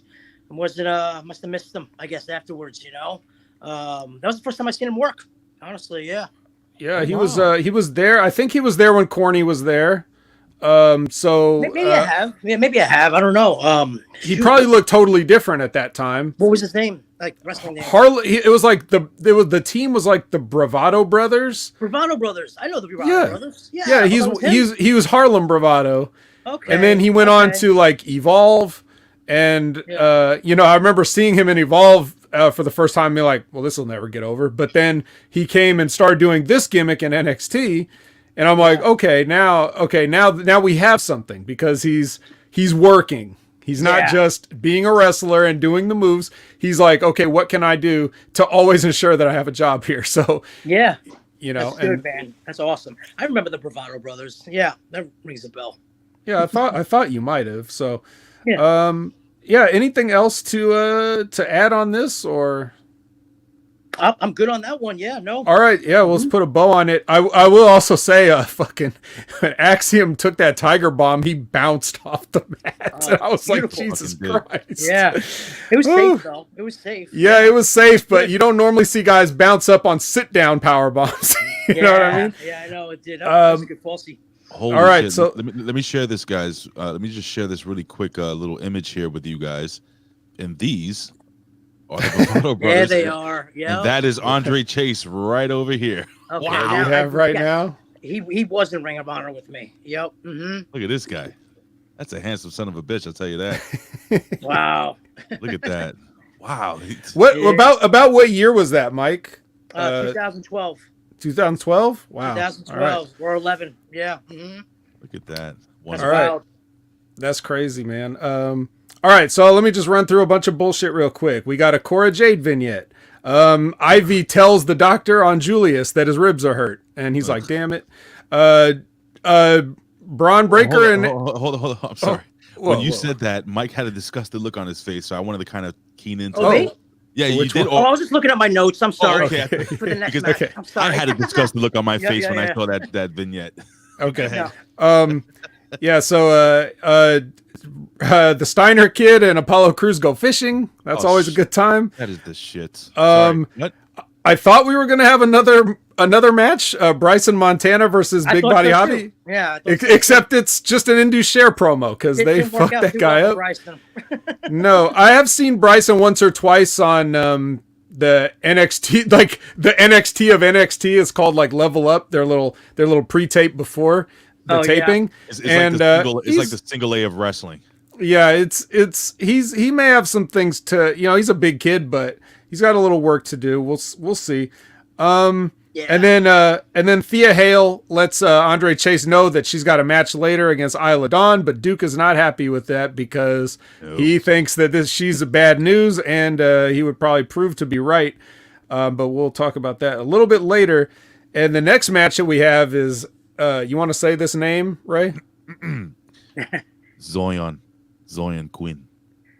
Okay, we got the big boy Zion Quinn versus Tony D'Angelo.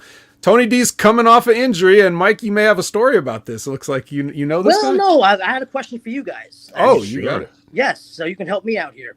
The impression I got, and tell me if I'm wrong, is that, okay, this was his first match back from like an injury or something like that. So the whole business of this match was that he needed to get over and look strong, correct or no? Mm-hmm. That is true. That's what I would say. That was the impression I got. I just want to make sure that we're on the same page. Sure. Okay. Well, now let's see if we're on the same page again, because I have a question for you based on you just watching this after never watching any of this stuff before, and I'm going to ask you, like, it's almost a rhetorical question. This is gonna be great. Who's the babyface and who's the heel in this match? Because we talked about this earlier about not having clearly defined black and white roles. Yeah. And now here we go. And I know the answer, but what would you say based on what you saw? Who would you have pegged as the babyface and who's the heel in this? I was confused. That is correct. That is the correct answer. Confused is the correct answer. Because they're two heels. Is that what is it? They are both heels? Is that what it is? Yes, Zion Quinn is a douchebag bully, and Tony D'Angelo is an obnoxious gangster. I thought maybe Tony was gonna be like the more like badass type babyface guy. You know what I mean? But like, I didn't. But then he would do something that's a heel. I'm like, man, now like you're giving me signs you're a baby, but now, you're a heel. I just like you're playing a tennis match with me, man. I don't like it. Right. To your point, Mondo. You should be able to identify without the announcers telling you, without the crowd telling you, strictly through body language alone, sometimes even coming through the curtain. Okay, I don't like this guy, or hey, I'll probably get behind this guy. Even before any words are said, anything, you should be able to tell a lot of the times in the past, that's what you would do. And then maybe you wouldn't be sure when they came through the curtain, but the first time they did something in a match, you go, this guy cheated. Those type of things. For example, my first day at OVW, I meet my unassuming beginner's class wrestling trainer, Mike Mondo. I'm like, okay, seems like a nice guy. He's teaching me stuff. And then my first taping that I go to, all I've seen is just you in, workout clothes, showing kids wrestling moves. That's all I've seen.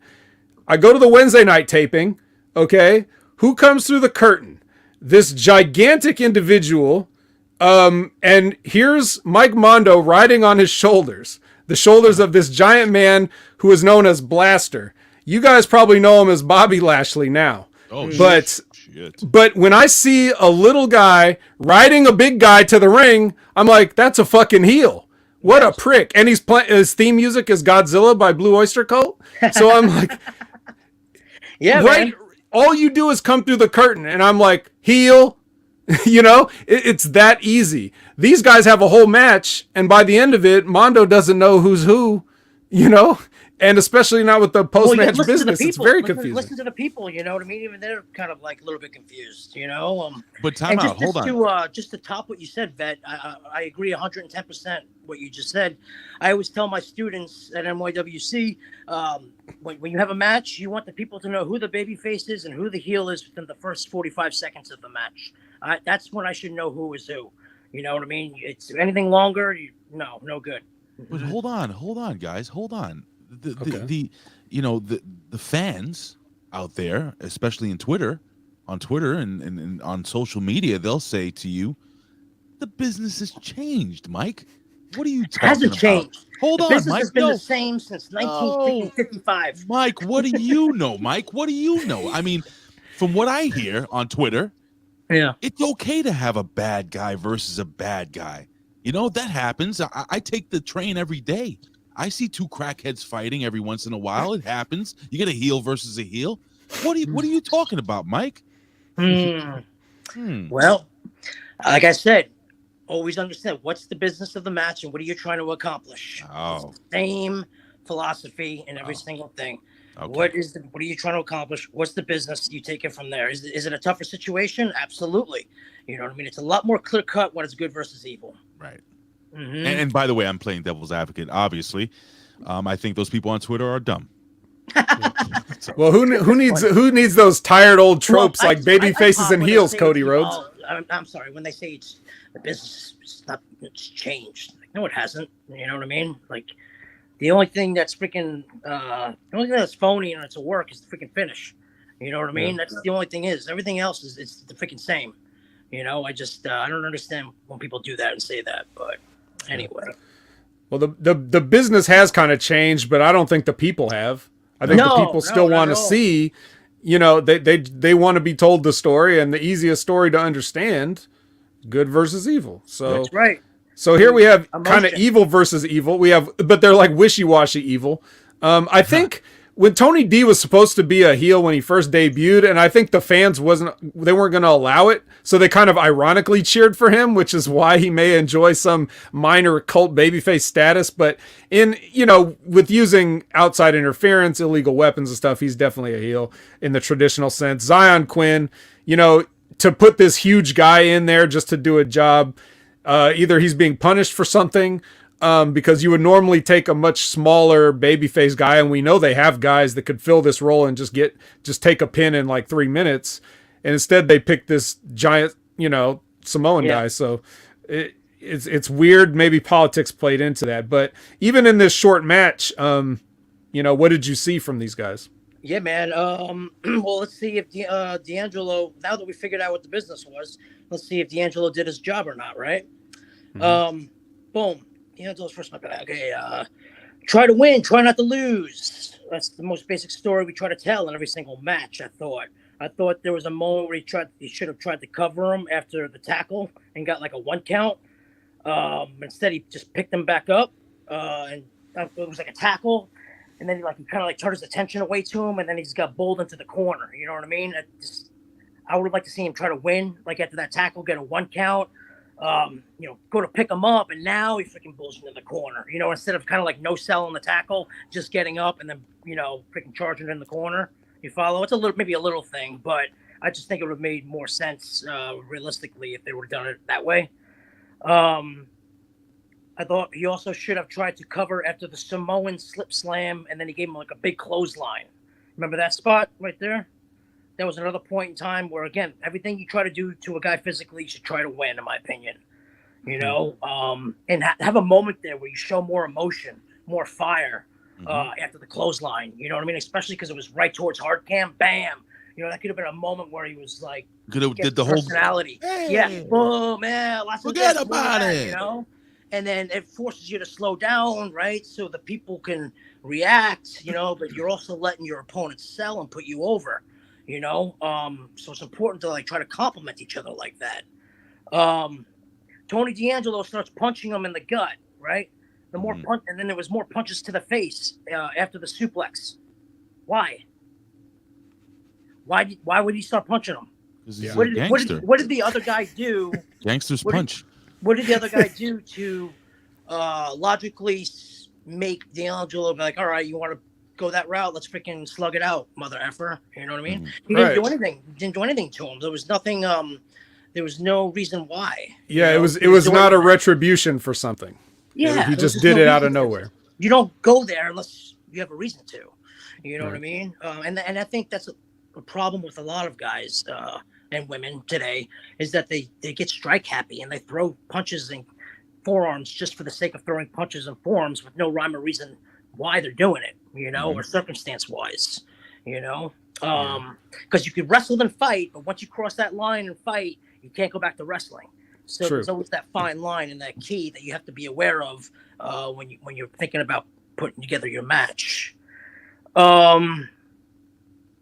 Boom, boom, boom. Something happened. It was an elbow in the corner from Quinn, followed by a couple punches and then a headbutt to the face. Do you remember that? When the Zion Quinn hits him with the... Yeah. Right. Yes. And then I thought D'Angelo should have rolled out of the ring from there. He didn't need the spot where Quinn hit a Samoan drop and then he nipped up. By Quinn nipping up, killed all D'Angelo's offense prior to that. That spot. He had a little issue getting them up too in that the Samoan drop. Yeah, but right.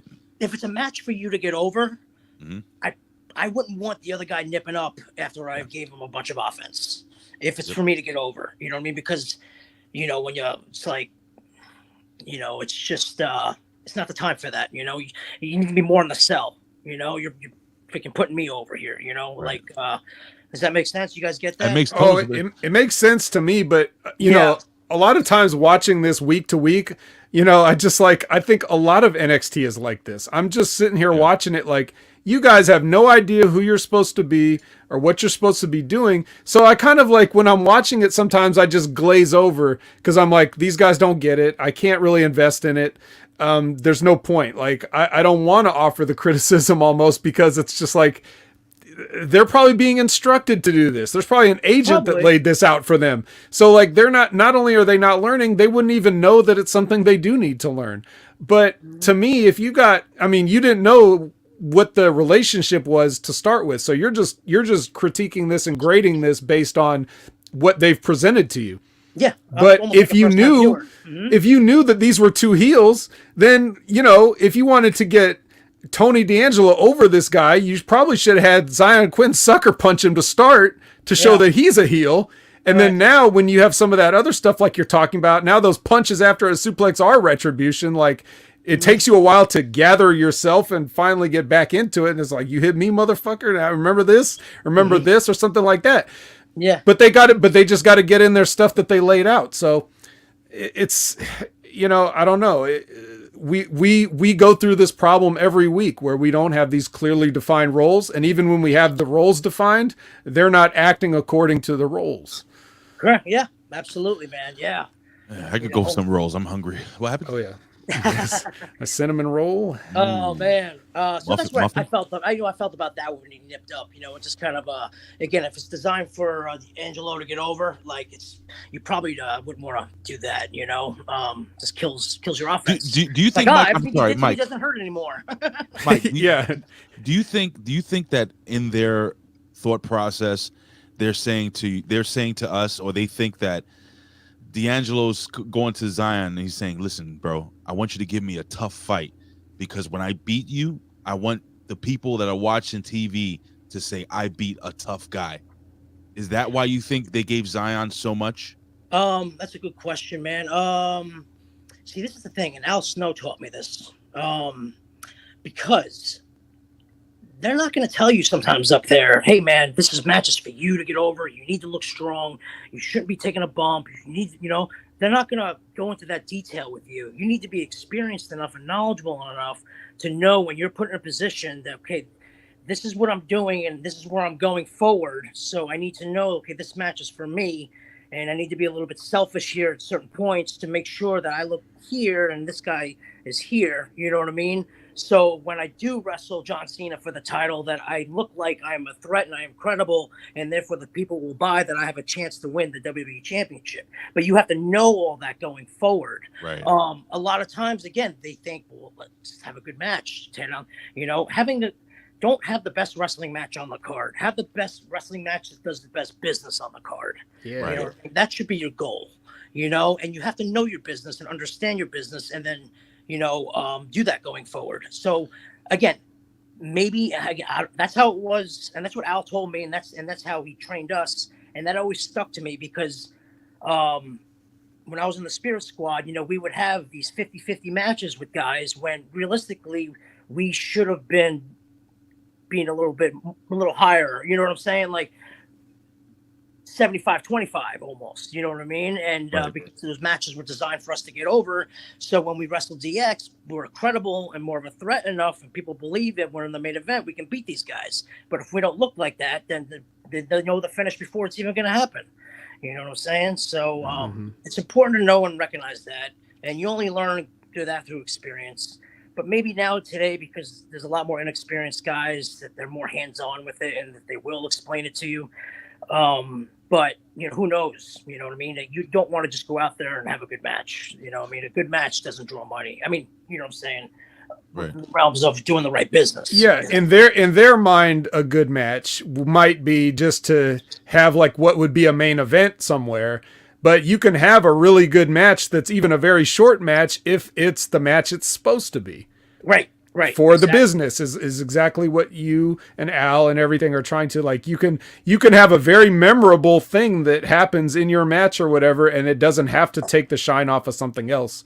It's not just because you had 20 false finishes or whatever. The reason I'm asking, the reason I was asking is because, you know, this is the first time you've probably seen this kid, Zion Quinn, wrestling. Supposed to have seen both these guys.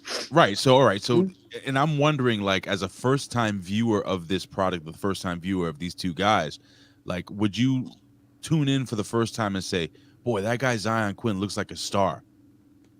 Would you have any idea that he loses all the time?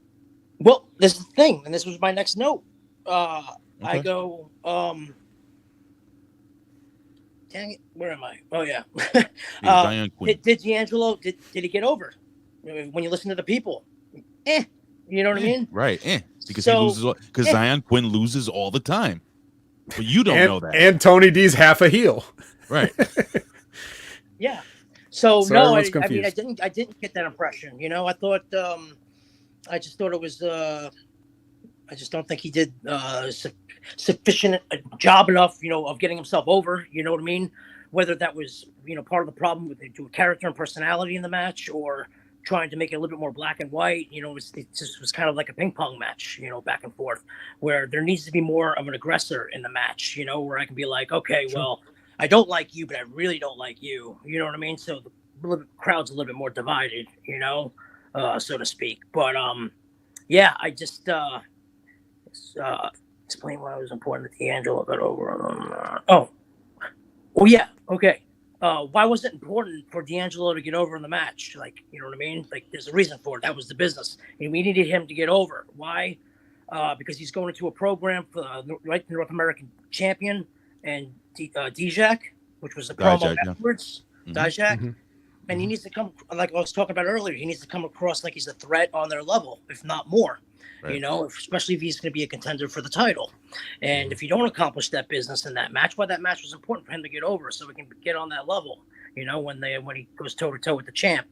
And, you know, they're planting that seed right off the bat. And it's your first match coming back from an injury. So it's the first time that people have seen you in a while. So again, you want to freaking start off with a bang, you know, and then kind of go forward from there. So, you know, did he do the job?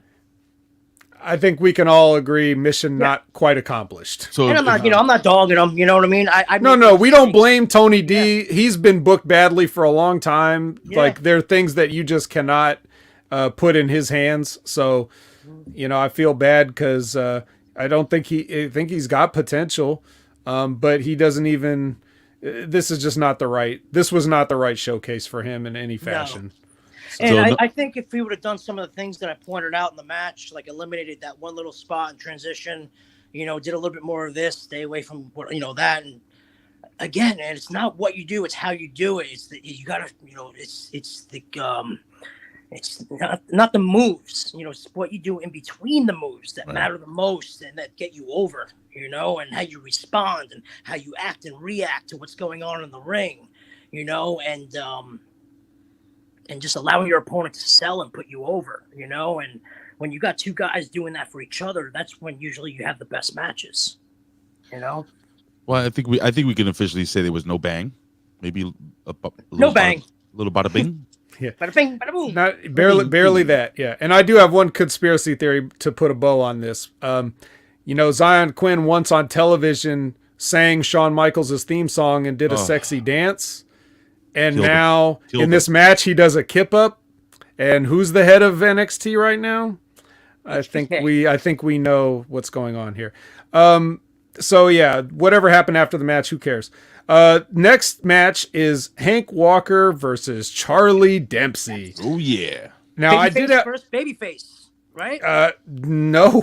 No. Wait. Say again. What's the question? I'm wrong. He thought this was a face versus face match. Oh no. Wow. Charlie Dempsey. Charlie Dempsey is an old school. This is William Regal's son. Okay. And he's doing the sort of like Billy Robinson type wrestling heel gimmick. Right. The snake pit type, you know, that guy. And that reminds me. So I did have one question. I don't know what notes you had on this, but the one question actually, I did have good stuff on this one actually. Yeah. He does at one point. Charlie Dempsey does this Irish whip, but he does like a back bend. Like he pulls the guy in and bends over backwards with momentum to throw him into the thing. So I was going to say, like, is this something new or is this just something so old it's new? Because I've never seen that before in my life. Yeah, it's different. You know, no, I'm sure he definitely probably got it from like a Regal or somebody. You know what I mean? That's something. Yeah, that was something that was different and stood out in my opinion. Okay. I'm curious to go through this match though now because now it's bugging me that I thought it was face versus face. What made you think? I'm just curious. What made you think that Charlie Dempsey was a face? I think because circumstance-wise, he didn't do anything to me that really justified that he was full-fledged heel. He did. Right. He did this. He made a face and Well, I mean, No, you're right. You're right. He didn't take any underhanded tactics. I mean, just because you go, shut up, that doesn't make you a freaking heel. You know what I mean? Like you got to tell me that through your actions and your storytelling, you know, and what you do in the ring, circumstance-wise. Well, I can't wait to hear this. Let's go through it. How about that? Yeah. For the record, I did put down it was a very sweet lockup. I was very impressed. That's one of my pet peeves is the lockup. It's the first thing that people see of the match. So it's you want to have two bulls colliding, and so like I got the impression, all right, these two guys can work. It would be pretty good, you know. Following the clean break in the corner, Dempsey throws the first strike. Again, this is what I put down. Dempsey throws the first strike as a face, but I thought he was a face. He kneed him in the stomach, followed by a European uppercut. And again, like why? Like what was the circumstance? Like why he did that? You know what I mean? The babyface didn't like kind of give the heel a reason to then try to stop him. You know, do something like a cheap shot, or so to speak. If I always think if you're going to do something like that, you have to have a reason why. Mm-hmm. After that, Dempsey gives Walker a big Beal out of the corner to pretty much no sell and stop him and grab a headlock, which made that nice Beal mean nothing. Have Dempsey like drop an elbow or do something like of that nature where Walker moves and then grab the headlock. Right. I mean, he took this nice looking bump, boom. You know what I mean? But because they're going so fast and they're not like allowing the other guy to sell, you know what I mean? It just kind of looked like they rushed up just to try to get to the next spot. I would have liked to see boom, the big Beal, freaking get yourself over. You know what I mean? Mm-hmm. Freaking now size them up, go for something, move out of the way, boom, crash and burn. Now freaking capitalize on the headlock. Just a different, better transition. Instead of Walker wearing down Dempsey's arm, in my opinion, via the key lock when he grabbed a couple holds, he should have focused more on working the leg, I thought. And like do like a different leg submission. And why is that? Why is that? I'm just curious. Because the finish was leg related. Right. Okay. So you want to tell me that story, in my opinion, from Once Upon a Time.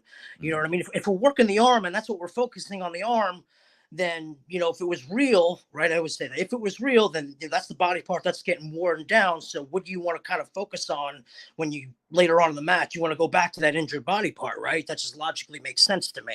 Right. So I thought because of the finish was working the leg, he spent all this time on the arm, but then switched to the leg, which is probably the fresher body part.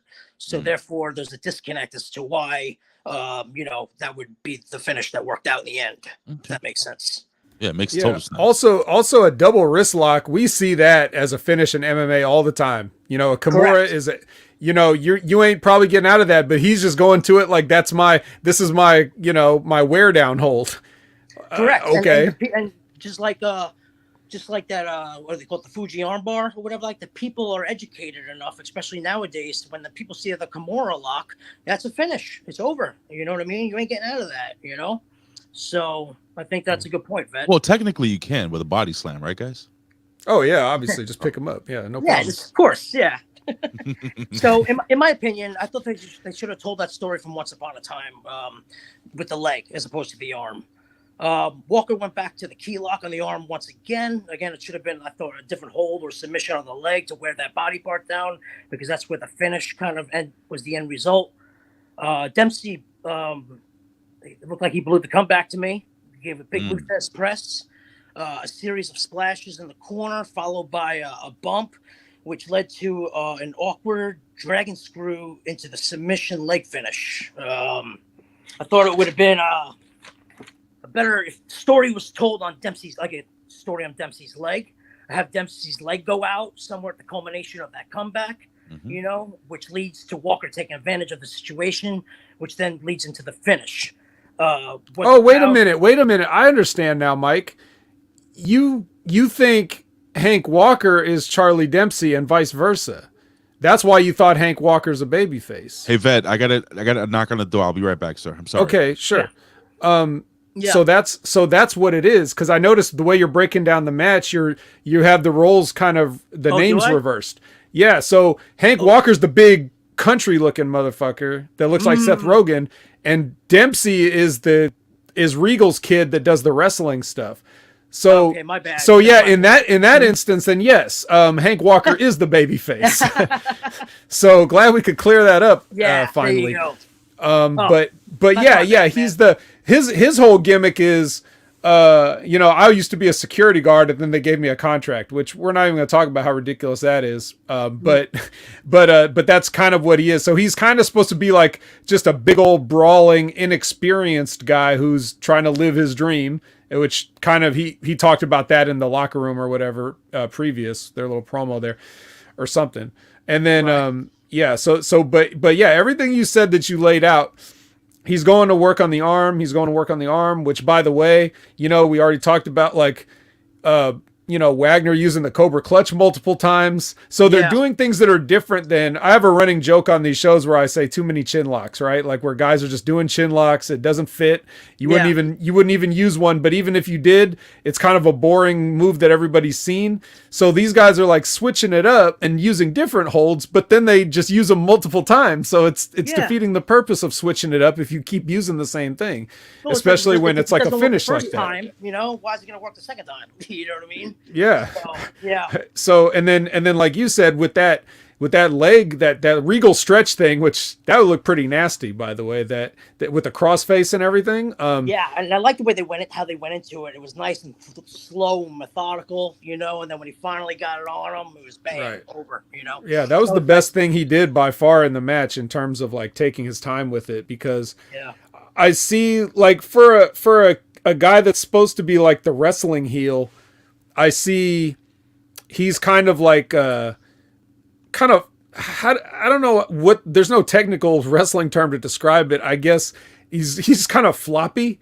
Like he's always like all over the place and like overly animated. He doesn't seem in control. Like you think of those guys, you think of like the Wigan Snake Pit wrestlers as like cold-blooded killers that'll just snatch you up, hook you, you know what I mean, and just leave you laying there. But he's out there like with all these goofy facials and stuff, like, like his dad would do too. Yeah. So it's just one way to go, but I think it works against the character he wants sometimes a little bit. I don't know, but basically, it makes a lot more sense now the way you were describing it. Yeah, that's my fault. I just, I like the old Irish fighting gimmick that he does. That's okay. Yeah. Put up your dukes. Yeah, John L. Sullivan versus Handsome Dan Heffron. Yeah. All right. Anything else on that particular match, Mike? Nope. That was it, really, man. Yeah. No. Okay. I kind of, that's pretty much it. So after that, we get a Zoe package. We get an interview with, you want to say this one, Ray? Grayson Waller. Okay. And then we got Pretty Deadly Christmas Story. With the New Day making their surprise entrance, and I'm sad that, Mike, that you were on with us this week, because I would have rather you seen Pretty Deadly work and break down one of their matches, because who's that? As Pretty Deadly, the guys that told the Christmas story. Oh, okay, yeah. I would have rather you seen them work than do this, because they because as a tag team, I find them more entertaining, and I'm always watching them going, wow, these guys really get it. More than any other tag teams, including, very well, respected tag teams like FTR, the Usos, or whatever. But I'm watching Pretty Deadly. I'm like, these guys got it. Hey, I really enjoy their stuff. Yeah. You know how the whole, a main story of this show has been how wrestling never really changes. And Mike, let me tell you something, brother. these two guys take it back to the 80s. Really? Oh my God, with their over the top, flamboyant, borderline, homosexual undertone, characters, but just the way they work in the ring, because they go from chicken shit heels. Yeah. Okay? They do the chicken shit heel real good, but they're that I hate to use this term, but back in the day, you call them like a sissy or whatever, but then all of a sudden when they get to that point where they're backed into a corner, yeah, they're wrestlers. They can fight. Sure. They're smooth. They're good. They so much good. God, we got to bring them back on just to review one of these guys. Yeah, one match review. Honestly, that's how really. Even if you just tell me to watch that match and break it down, I'll come on and do that for you. Oh my God, they're that. Let me good. know, Vet. There you go, buddy. You gotta let me know, Ben. Yeah, next time they have a banger, I'll put it out there. Yes, that's right. Media M5, I said banger. So yeah, thank you, brother. Wow. But yeah, but yeah, it's too bad. It's too bad you didn't get to see him work on this one. But they showed off their entertaining side. Isla Dawn's being a creep, and then Mackenzie is. What did Mike think about their little? I think this is one of the greatest poems ever written. I think we've spent enough time talking about it. The Christmas story with all. Oh yeah, I don't know if I watched that part. Yeah. No time. You just missed it, man. We're very busy here. Mackenzie's with the big body chicken, and then Jiro. We can thank Ikemen Jiro for coming up with the big body chicken line. Next match is Thea Hale from Chase University versus Isla Dawn, making her regular United States NXT debut. And my note for this one here, Mike, is that Thea's doing your gimmick. She is. Oh, man. She's Mikey.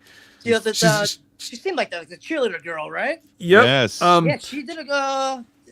I'm trying to remember this was the match. She's one of our favorite people on the show. She even did the jumping jacks. Yeah, she did. I thought there was a little bit of resemblance there that was going on. Yeah. A cultured woman. You know what, guys? Actually, this was probably my favorite match on the show. Good. What do you know? Me too. Yeah. Really? Yeah. Well, yes, but that's because I like both the ladies. You know what, man? Because it's not what they did; it's how they did it. I was a big fan of Dawn's Ela, her heel work. Sure, why not? She implemented her character and she worked her gimmick in the match, and that's why she got heat. You know what I mean? She just wasn't just another wrestler, doing spots. There was emotion, there was drama in the match, and that's what made her stood out. And I thought both girls did a hell of a freaking job. Mm-hmm. Thea's fire, again, just off the charts, great. You want to like her, when you look at her, you know what I mean? She just has that look. And I just thought it was a great contrast between the two, and they had good chemistry. I think Kaz needs to clip this one and send this to Thea Hale, because we've been talking about Thea Hale ever since she started in this with this gimmick here, and she is literally one of the most fun characters to watch, and she is 100. Different. She's so invested, and she's only how old is she? I think she's like 19, if that. Now, what do you think of her, Mike? What, 19? Yep. Really? Damn. Well, she got a hell of a career ahead of her. Yes, damn, there you go. That's for sure. You hear that, Thea? And you know what?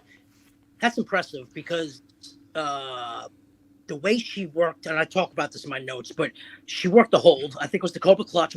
Cobra Clutch must have been the hold of the night, by the way. Was Sergeant Slaughter doing a guest coaching or something? What's going on here? But no, it was the way she did it and how she got, she didn't just hook the hold. There was a struggle, and it was the little things she was doing. And then she finally got the hold on her, and then the way she worked it and slammed her head against the mat and brought her back up, and just little things like that. That was just man, this is she can work. She knows what she's doing. Yep. It was really good. 19 years old, incredible. That's crazy. I didn't know that. Yeah. Yep. So, yeah, a lot of these people that you'll see really haven't been working that long anyway, regardless of how old they are. Yeah. I mean, she didn't work on the show, but Kiana James had a vignette. I think she just started last September. So, wow.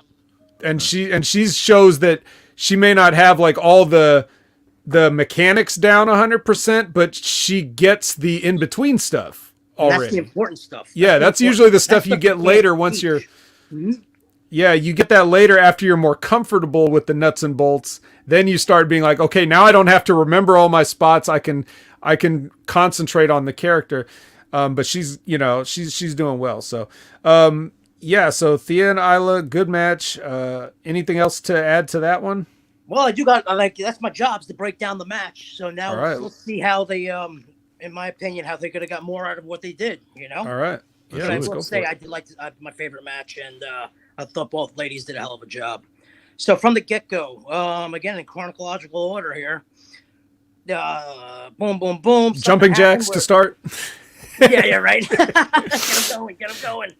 Yep. There was a cover after the double leg gimmick on the head from Dawn. Like she does, like a hit the ropes with the two, legs like over the shoulders or whatever like that. Mm-hmm. Again, I thought she should have tried to win before she grabbed the hold there to wear her down. In my opinion, you got a better chance of getting a 3 count than you do to make a guy say I quit. That's just my one of my little things that I have. You know what I mean? In my opinion. Yeah. So on that, like the psychology there. It's like you go to holds when the pins fail sometimes. Like before you let them get back up, it's like, okay, I'm trying to win. Okay, didn't work, but let me grab you now before you can do anything else. Exactly. Trying to win, boom, that doesn't work, boom. If my move ain't working, I got to wear you down. You know what I mean? So I can then move forward and, do something else to try to win again, right? I just try to look at it like from a logical standpoint. It's the best way. Yes, sir. Boom. Really good job from Dawn working the hold. We just talk about that, the Cobra Clutch, as well as the sell from Thea. It's the little things such as the struggle to put her in the hold to begin with. The attention to detail was really good. Mm-hmm. Their faces were up. The body language was good. They were like perched up so everyone could see what they were doing. Little things like that. After Thea worked out of the hold, I thought she could have slowed down a lot more, selling a little bit between each strike when she started fighting back. Because there was a little bit of heat put on her, you know what I mean? So kind of like build that drama a little bit before you kick it into 5th gear and blow that comeback where she bump and fed for her. You know what I mean? When Isla Dawn is feeding for her comeback, this is one of my pet peeves actually. Look like you're coming with something. Don't just run into the guy for the sake of running into the guy, right? Yeah, if I bring a clothesline, bam, I'm gonna come up here and you boom, you know what I mean? Boom. But it looks like I'm coming with something offensively, but you're getting beat to the punch. Exactly. Mm-hmm. Yes. Boom, boom, boom. Okay, for the comment, look, you come with something offensive. Great fire and great energy from Thea, which is what you need from a babyface. The two most important things from a babyface perspective is selling and fire. She has both those things down, so I think she's got a good potential future right there. I popped on the Warrior rope shake, fire up into the bottom rope splash, which I was like, I don't know. I thought she's great. I'm telling you, she's great. I popped,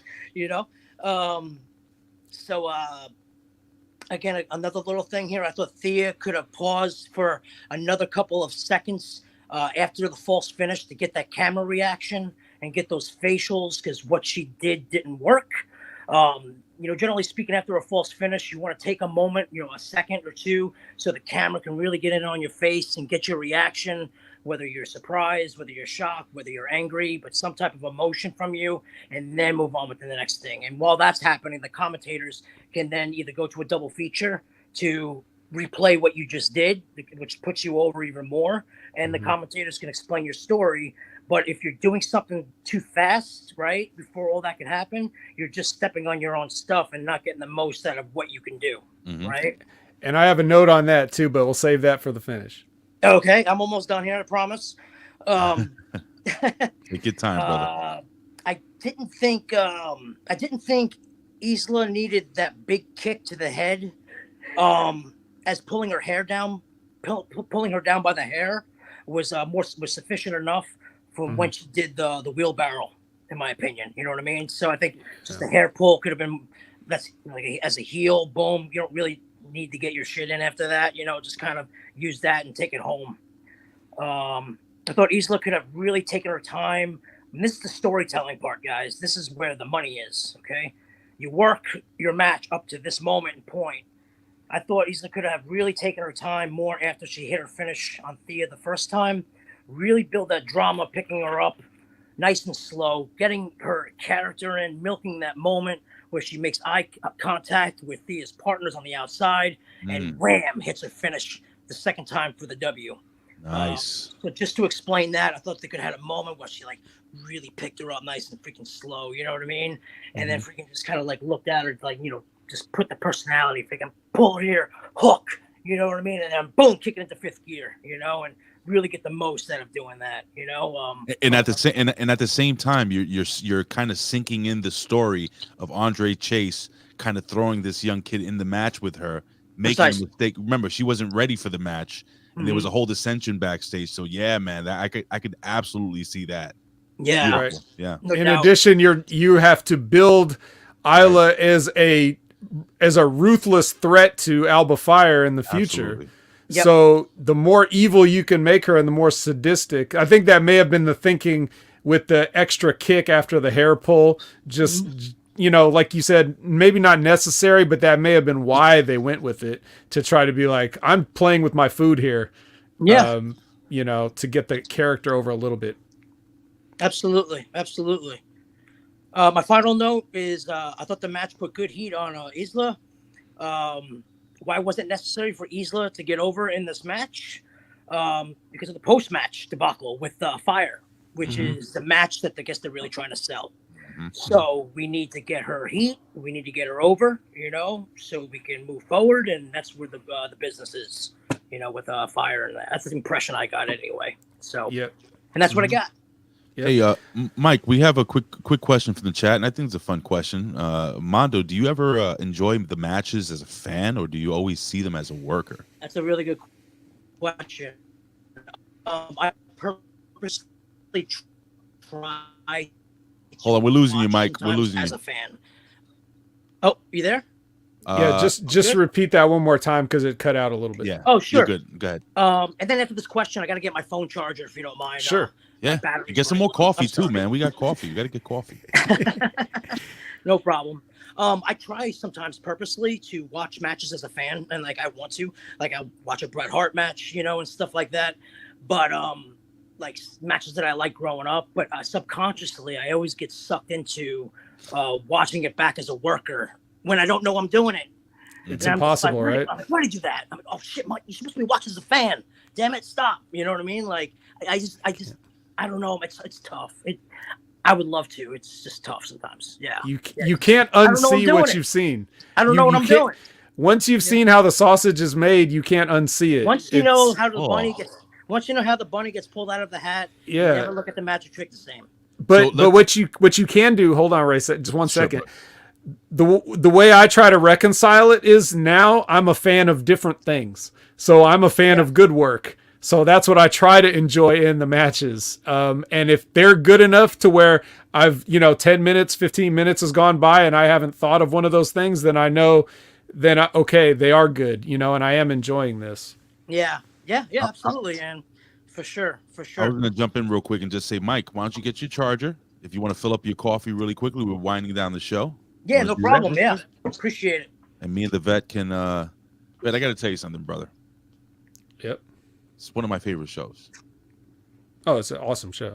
This is a really good show, and I'm not just saying this because Mikey's here, but even though he's not right now, so you can say whatever you want. But I'm getting so much, listening, because I get it from you on a weekly basis, but to hear a different voice, it's just really, really good. I'm really enjoying myself here, man. The Mike can get really into this and down into it, whereas a lot of times I feel like I just can't be bothered. I'm just like, right. But it's what it is though. I was putting on socks. It's a pair of fresh socks and eyes. muffins. It's a pair of fresh eyes, but at the same time, it's a veteran pair of fresh eyes. Right. So it's a totally different show, and I want to implore all you guys out there really quickly while Mike is getting some coffee and eating some muffins. He's not really eating muffins, but I have a banner going down here. If you would like to reach out to Mike Mondo for virtual pro wrestling training, email Mike at themikemondo@gmail.com or private message him on all social media. I just put Twitter, but it's all social media at themikemondo. Also check out nywcwrestling.com. Check out the wrestling there, and also again, guys, this is the best way. MikeMondo@gmail.com. If you have any questions, inquiries, or if you know anybody that is in the business or starting in the business or has been in the business and really wants some great virtual training, look what we have here. This is just like one, 2 hours, 2.5 hour, 3 hour spot of Mike, giving us this breakdown of all the shit that we watch every single week. Like, this is great. This is an infomercial. This is what we're getting here is the Ron Popeil set of knives that can cut through steel pipes and everything like that. We're getting all that here. Exactly. Did you get the coffee, Mike? Oh, got my refill here. Beautiful. Right. Sure, I'm good to go. All right. See? We got to make sure the guest. We got to make sure the guest is happy. Yes. Absolutely. Yeah. One other little thing I wanted to add on to the end of that match, and only because I was debating whether to bring it up, but because you mentioned it in terms of like focusing on the cameras and things like that. If you notice, when she hit that finish, she played her pin and her pose to the hard cam, and they had the floor cam on the side shooting it. So this is a problem that I've noticed in not just NXT, but AEW does this a lot, where they miss the people are trying to play to the hard cam and they're getting the wrong shot in the truck. So I don't know why that's happening more than it ever has before. You would think that everybody should be, like a well-oiled machine at their job at this point. So it's kind of unfortunate when you see a talent doing the right thing and then the tech side missing it. So that's more of a production thing, right? Production. It is. It is like you have to be the one that's like, okay, camera this, or whatever. And if the shot, and they're probably told like, hey, make sure you get the hard cam. This is your glory shot here on the pin. You want to face it. And you see even people, how many times have you seen this, Mike, where like somebody will they'll hit their finish and they'll be in like, they'll have to go through some awkward roundabout way to like go around them and pin them so they can face the hard cam. I know. And it just looks totally unnatural. Why don't you just cover them, like just turn to your left? Right. With and 360. right. So there's either that and the hard cam stays on them the whole time, or we get this one where Isla Dawn hits it perfectly and the camera's just off to the, they're on the floor handheld. Yeah. Well, I'll let you in on something and on the know here is that when I was guest coaching down at the PC, I was producing the dark matches for the taping, and they had me on the headset. And it's one of those things that I actually sat in the room throughout the whole show because I just want to get that experience and watch how they do things as far as from a producing standpoint. But the producer is the guy that's calling all that stuff to the truck to say, look, this spot's coming up. We need this camera angle. You know what I mean? Yes. Okay. So maybe it was one of those things where like they need to be a little bit more detailed to the truck. Like, all right, the finish is coming. I mean, it should be kind of obvious, like, and especially if they're facing towards hard cam, to use that hard cam shot, Right. If we can see it, they can see it. Yeah, it's crazy, man. It's like everything's trickled down to somebody, you know what I mean? From the worker to the producer to the truck guy, It's like you got 5 guys working the match. The referee's telling you to do stuff. It's like, man, it's like so many cooks in the kitchen. It's got to be crazy. It's too stressful. Bless those guys for doing it. All those ex-TNA guys. So anyway,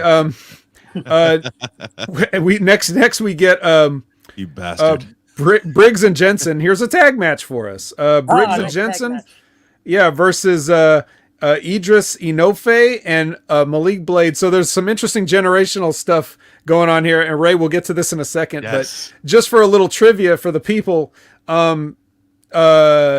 Jensen, what's his kid's name? Something Jensen. Brooks Jensen. Brooks Jensen. Brooks Jensen. Yeah, that's this is Bull Buchanan's son. Oh, really? Yep. That's his son. And Malik Blade Malik Blade's uncle is the late great Chocolate Thunder Daryl Dawkins from the National Basketball Association back in the day. He's from Planet Lovetron. That's good knowledge, Vet. I'm very impressed. That's why you're the vet. Well, that's why I'm the vet. Yeah, you said it. You said it. Now, Ray, you wanted to point out something very, very important and germane to this show, right?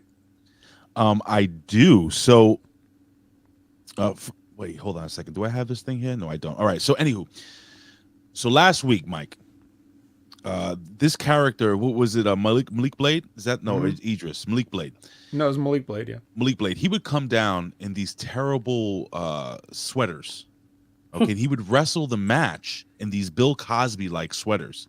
Some of them had cut off sleeves. Back in the 90s, we used to wear the what are the sweater? It's a sweater vest. It's a sweater vest, an Argyle sweater vest he would wear. Yeah. Oh wow. So yeah, wow is correct. So we it was supposed to be that his dad passed away. Just to give you a little background story. His dad passed away, and these sweaters meant the world to him, and everything like that. And me and the vet kind of went out there and said that we felt that this was a little bit of a sad gimmick, and it wouldn't work, and it was silly. And long story short, we got clipped, and it was put on social media. And I would like to say, let me just pull this up here, without a shadow of a doubt, thanks to the vet, this week Malik Blade took the stupid sweater off. Wow. Incredible. No stupid sweater. Vet, last week he was walking around with the sweater. He was he was bringing it to Starbucks. The ripped sweater, because Von Wagner ripped the sweater. The bastard that he is ripped his dad's sweater, and he actually brought it to the ring with him. Really, bro? Yeah, it's like. And then he left it in the aisle, where a fan could have probably stolen it or something. So he wasn't taking good care of it. It's just, I'm not a fan just personally of, I don't want to get off on this whole other thing because I don't want to go too long, but just the idea of like the way wrestling is now, it was different back in the day when we were still trying to protect it. It's not protected anymore. So when you use real life tragedies to get stupid angles over, I feel like it's just bad taste now. Well, there's heat and there's fuck you heat. You know what I mean? So like if this guy's dad, if this guy's dad really died to get these Argyle sweaters over, that's kind of poor taste to do that to, whoever's idea it was. You just don't want it. And not for nothing, Vet, really quickly, this kid without the sweater, look at his physique. Why would you want to cover that up? Exactly. The kid, he's got a 10-pack. Accentuate your strengths, hide your weaknesses. He's got a 10-pack. The kid is built like a freaking Greek god. Why would you put a baggy freaking Bill Cosby sweater on this kid? Makes no sense. Sounds like that was an idea. Creative. Yes. I don't know. Maybe. Yes. It's when they ask you things about yourself and then they take one thing you say and run with it. But yeah, so viral clip equals no sweater. Sure, we'll take it. We'll take that win. But yeah, Mike, what did you see from this? Our tag match of the week, I guess. What did you see from these guys? I think Mike is frozen. Oh my God. Oh, Mike, you good? Come on. We can hear you. Yep. Are you there? Are we okay? Yeah. I mean, you're frozen, which you have a very nice smile, by the way. Hello? Yeah. You can back out and come back in if you want. Vet, there he is. No, yeah, we got What's that? You're there. There we are. We're good. Yeah. Sorry about that. Yeah. Oh, damn. It's all good. You're freezing a little bit, but it's all good. We can hear your voice. You're fine. And again, we're putting over your smile. So you could hear us, right, Mike? What's that? I can hear you. Yeah, you couldn't hear. I was just asking if you could hear us or not.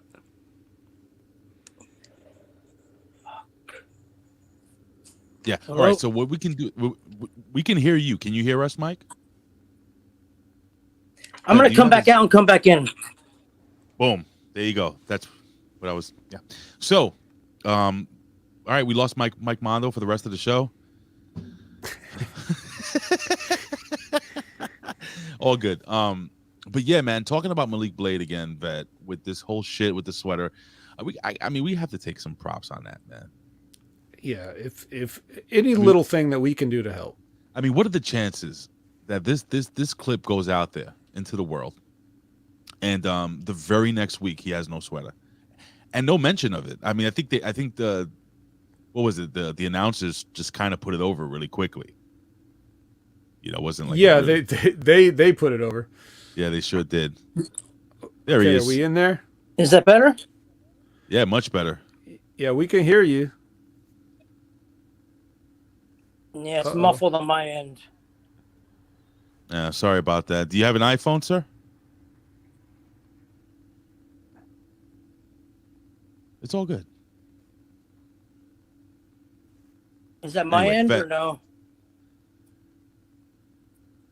It's on your end. That. Yeah. There he is. I think he's back. Anyway, cool. So what do we got next, Fat? While Mikey is getting back onto this. Yeah, well, I mean, we got this match here. I didn't have a lot of. There he is. Okay.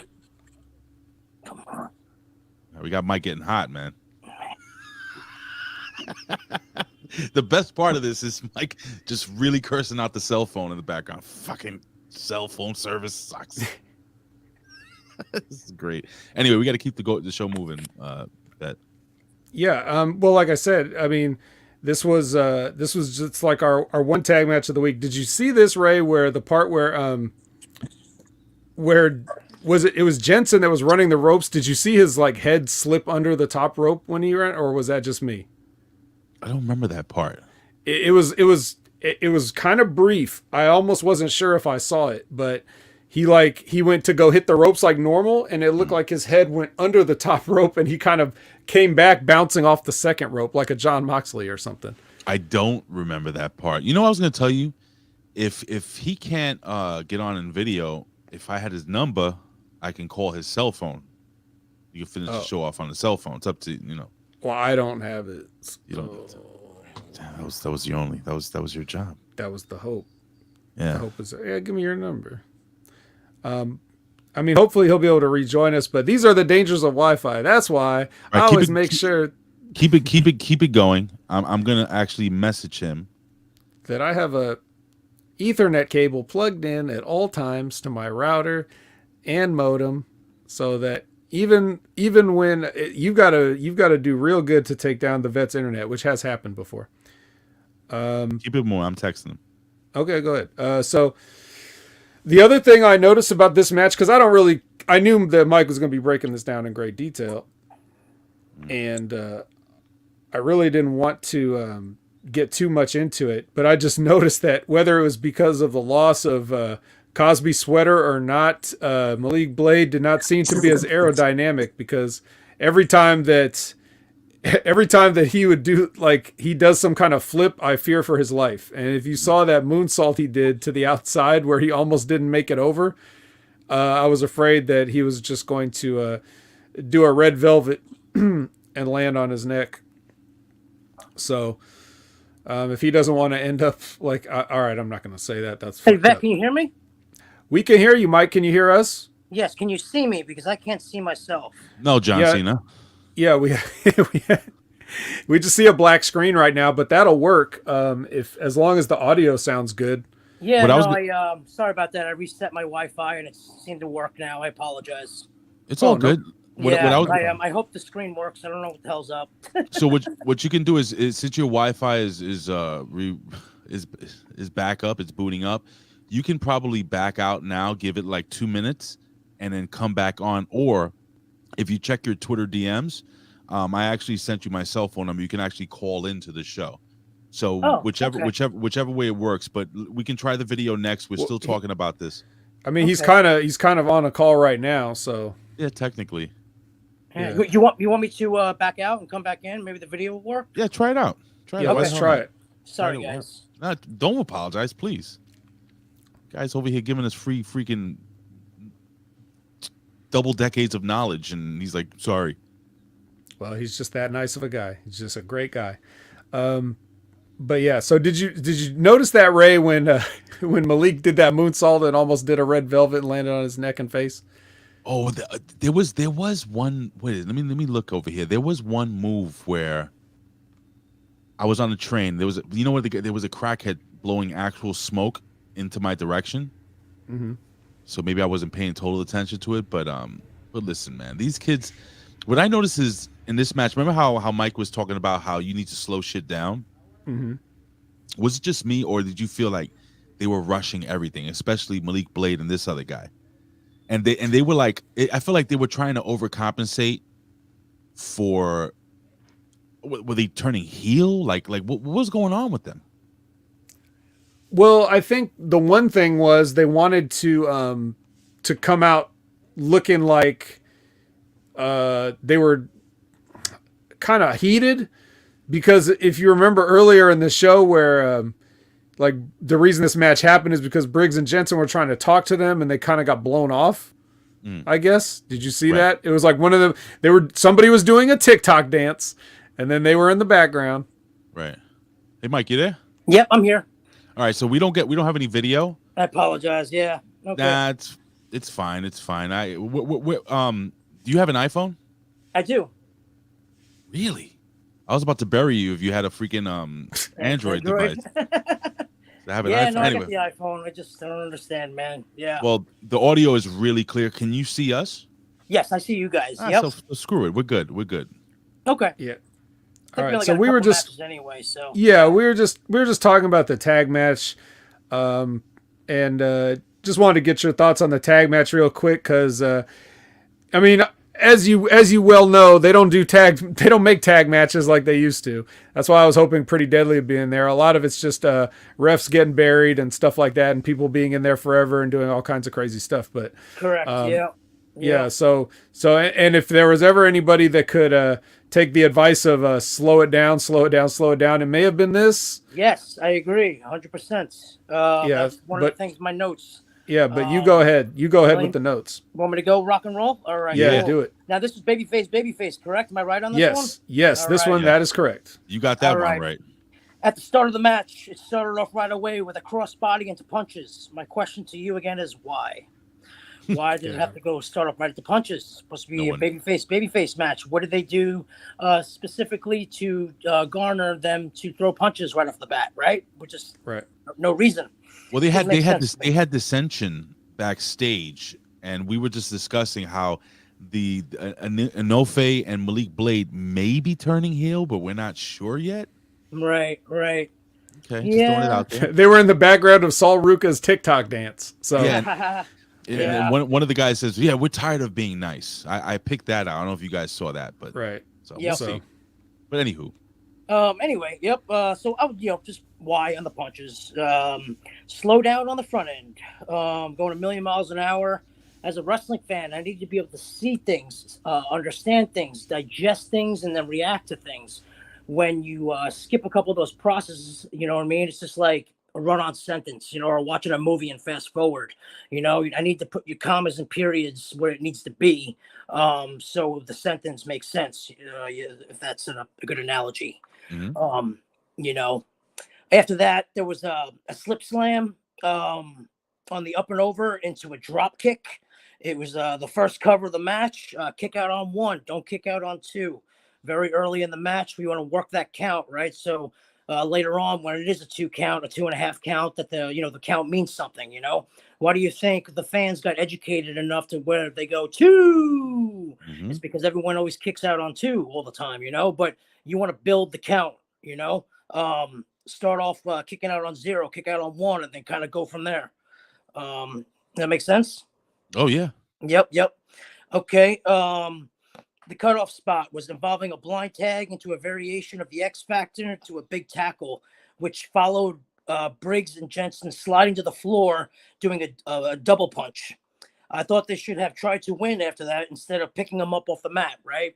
A lot of times you see guys pick guys up off the mat when they're laying on the mat. Well, again, I go back to how do you beat the guy on the mat, right? Right. So why are you taking them off the mat, right? At least try to win first before you pick them up. The tag was cold, but then again, there was real no heat because it was baby. Also, the quote unquote heat with Briggs and Jensen was really short, which is what it should have been. So they did a good job on that. And I'll explain that why in a minute. When Jensen was bumping feeding, again, he was just kind of running into Blade, taking a bump, look like you're coming with something offensive, to like kind of what the other match did to make it a little bit more realistic and believable. Right. There was no emotion or fire from Blade, whom blew the comeback, in my opinion. He was just kind of doing moves. Still, what he did looked solid and legit, but you got to have fire as a babyface, right? You got to show emotion. I want to see those facials. I want to see some energy. I want to be excited, and I didn't really get that from him on the comeback. Kind of just going through the moves. That's been one of the things we've actually mentioned and criticized Blade for, just having like a stoic look on his face all the time. Right. Emotion is his weakest point. Yes. Right. Yeah. He's got to work on that one, man. That's emotion-based business, right? Mm-hmm. Absolutely. Boom, boom. I thought the finish was creative, how they timed knocking Blade's partner off the ring into Briggs and Jensen's finish. I thought that was creative. I thought that was good. I thought Briggs and Jensen did a good job highlighting Blade and Nofi. Briggs and Jensen didn't need to do that much because they were getting the win.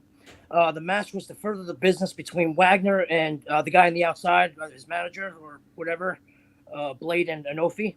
It seemed like, because Wagner came out, correct? Yep. And then I wanted to ask you guys this. I had a question. The girl, what was her role? On the outside. Remember the turning point before the comeback was blown? There was a girl on the outside. Oh, their friend, their manager. Kiana James. So you talking about? Yeah. What part did she play in that? She's trying to buy the family bar or something. Okay. I don't know. It's some stupid sports entertainment stuff. It's a storyline where Brooks and Jensen, they have a friend. What's her name? What's the girl's name? Fallon Henley, who's in the triple threat at the end. Right. She actually owns a bar, and the young lady that came out with the envelope is the assistant of the person who's trying to buy their family business. Gotcha.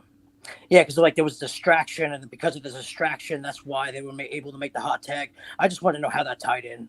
Okay. But and babyface handshake at the end. I mean, I like this match. I didn't think it was bad. What'd you guys think? Yeah. It's all right. It's all right, but yeah, it's too much pointless stuff. But I will say this: it's a shame that you saw this match with the way they laid it out with these guys, because Josh Briggs has the best hot tag comeback in pro wrestling today. Period. Really? And it's too damn bad that he didn't get to do it here because it didn't fit the story. But when he comes in, he's a big man that can move, and he cleans house, with a rhythm. And Mike, you know all about the rhythm, the comebacks, right? So of course. So he's really good at that, and damn it, we just didn't get to see it this week. But yeah, that's how the cookie crumbles sometimes. Yeah. Or the muffin crumbles. Or the muffin overall, crumbles. That's what I thought, though. Breaking it down and stuff. So I don't know if you guys agree or not, but Well, I couldn't disagree with everything you say. Most of the stuff I say comes from you. Or every time you tweet something, I'm just like, that's what I would have tweeted if I cared to tweet it. But yeah, there you go. Yeah, we're Rip Rogers guys through and through. So it makes sense. Yep, that's right. So yeah, again, next after this match, we get a Roxanne Perez package, and again, this is somebody that I don't need you to see her do a promo. I needed you to see her work, because she's 20 years old and she's one of the best wrestlers out there. You may have seen her before as Roxy, the Prodigy in Ring of Honor or some other place. Yep. So yeah, so you're already well aware. Booker T school, all that stuff. She's great. She's working on her promos though. So you know what I mean? Like, she did a little thing with the mirror here. I get it. But it's like, damn, on the time when Mondo's coming on, I wish she would have worked a match. But yeah. Once again, cookies, muffins, crumbles, that yada crazy. yada. We got 2 3-way matches. Like, they're like my worst matches. Right. Yeah. What do you know? 2 of them. Yeah, exactly. The only thing crazier than that is trying to explain the rules of the Iron Survivor match, which Shawn Michaels tried to do it, and Nobody understands this. Looks like it's going to be a hell of a mess. I had to listen to it a couple times to understand. Yeah. It's all right. You could listen to it 100 times. You still won't get it. It's like it sounds like a King of the Mountain match without the ladder and hanging the belt. Who do you think the idea was that? Yeah, but that sounds like a Shawn Michaels idea. I don't know though. He should know better than that. You know what? Let me just really do this really quickly. So here are the rules. No, don't read the rules. Let's not read the rules. Yes, I'm sure we don't have time for rules. Damn you. We do have time to say that Jensen got VIP tickets. That's what was in the envelope. Jensen gets invited to the show that he works at by Kiana James and the assistant. So that's what's in the envelope. And now we come to our triple threat wrestling main event. We'll just end it with this because at the end we have the Grayson Waller effect, and they talk about the deadline matches, and Indy Hartwell pays a visit to the Toxic Lounge, which is a little bit of getting ahead of ourselves. But the triple threat is Indy Hartwell versus Fallon Henley versus Wendy Chu. Now, Mike, we've talked about babies and heels and stuff. So based on this match, what do you think these ladies were? 3 babies. 3 babies. All right, I'll give you credit for that. The answer is actually 2 babies and a gruff baby. Okay, now hold on. Hartwell, right? Is the rough baby, right? Yeah, she's the gruff baby. Okay, yeah, I figured. Yeah. But again, it wasn't black and white to me, though. You know what I mean? Mm-hmm. Yeah, we know what you mean. That's the problem.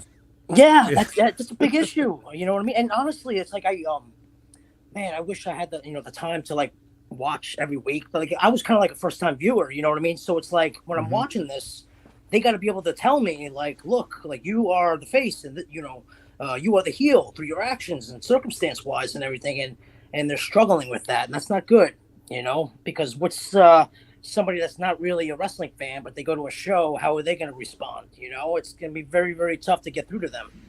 Very fair. Yeah. Yeah, exactly. But you did at least pick out that it was all babies, so that's, all babies. That's good. Yes, yeah. Sir. Mm-hmm. One of which is Wendy Chu is Karen Q, and she's from the Damian Adams. Yep, yeah. That's Karen Q. I love Karen. I didn't even notice that was her. She looks a little different. I love Karen. She looks a lot different, sir. Every gimmick she does, she completely reinvents herself. So she's had to get over several things in her career, and this is just the latest one. Okay. But that's her. Yep, Damian Adams tree. All that stuff. So very cool. So yeah. So what'd you see in this? And kind of break this one down real quick. See if you can give these ladies some tips. Sounds good, brother. All right. Hartwell started the match hot, kind of slamming each woman a couple of times, but eventually she got cut off by both girls via double boot from each one. In my opinion. Again, they went kind of fifth gear, like right away, and it kind of stayed there. Like you got to find points in the match where you need to slow it down, right? And I thought that could have been a point where they could have slowed it down after that double boot from each girl, where they could have had a moment between Chu and Fallon, maybe getting in each other's face a little bit, building that drama before Chu does something where she grabs a headlock on Fallon, right? And then we pick it back up again. But just to kind of build that tension, build that drama a little bit, slow things down. I thought the girls need to slow down on the spots that they did and show more character and more personality in between the things that they do. An example would be like after Hartwell gave that double clothesline to Chu and Fallon. It's not what you do, but how you do it. She could have had that moment right there where she was like, look, just firing up and that intensity, and I thought they did a good job of trying to beat the person when they did something offensively. As you can see, as I've been talking, that's probably one of my pet peeves, is that you try to win on everything that you try to do, from an offensive standpoint, because that's the point of the match, the gimmick in the match. Instead of highlighting Hartwell leading into the commercial break, in my opinion, I thought they should have highlighted Fallon. And the reason being is that Hartwell's winning the match. That's what the people are going to remember at the end ultimately. Fallon is taking the fall. So the more we can make Fallon, the more it will mean when Chu hits that big splash and Hartwell steals the win. Right. That was my take on that. Hartwell needs to work her holds in the heat. during the commercial break. No such thing as a rest hold. When you grab that hold, you want to work it. We talked about that earlier. Just when we come back from commercial break, we see Chu go to the top rope, but is cut off by Hartwell into a tree of woe. Instead, Chu, in my opinion, should have went for that splash that she did, like in the finish. But Fallon moves out of the way, crashing and burning, educating the audience on Chu's splash, which will then mean more when she hits it at the finish, and the people are educated and know what's going on. They've seen it, okay, go back to it. It means more. Boom, on the finish. A lot of 1-2s in this match, meaning punch for punch. There's a lot of repeats for me. You know, I only want to see the movie one time. I don't want to see it 2 or 3 times, you know, because then it just gets repetitive to me. Different transitions would have been nice, you know. After the 3-way German suplex spot in the corner, from that point on, there should have been more of a fatigue factor, in my opinion, that sets in. After all 3 of them are down, slowing down the pace would have been good. More selling, that emotion, that drama, because it's been spot for spot after for 10 minutes now. So there needs to be a point in time where it's like, okay, you guys been hitting everything. You've been hitting each other with everything but the kitchen sink, because they did a lot, in my opinion. You know, they probably could have cut down the amount of stuff that they did physically and throw in some more character and personality, you know, in between the stuff that they did, and create that drama, that sense of urgency, you know, and everything. But you know, there's got to be a point where it's like, you know, that catches up to you if it were real, you know, and it's a lot slower, and the fatigue sets in, and you know, maybe they're crawling over and the freaking one arm on them after the 3-way down, you know, and 1, 2, and the kick out, and there's more just drama, you know, and when you have more drama, it creates more interest, you know, and just makes it just like a hard-fought fight, you know, between the 3 of them, I thought. But yeah, that's you know, the finish, boom, I thought that worked good. I don't know, and I'll ask you guys this opinion. Do you think she needed to hit that forearm at the end, or do you think she could have got away with throwing her out of the ring and just covering her to beat her for the win?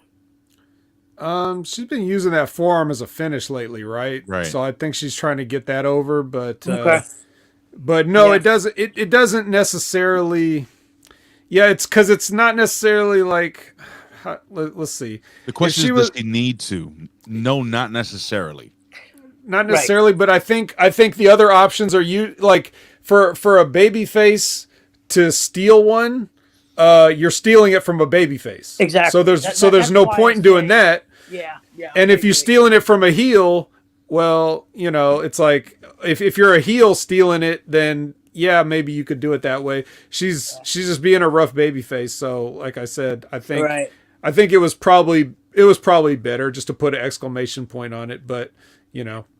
Yeah. I thought, you know, she got a lot of that Hartwell one. No. Yeah, Hartwell won. Hartwell. Yeah, I mean, she got a lot of her stuff in. You know what I mean? She, I don't think she needed to get as much as what she did, you know, to get in, because she was going over in the end, you know. But I thought it was, you know, I thought it was okay. Good enough.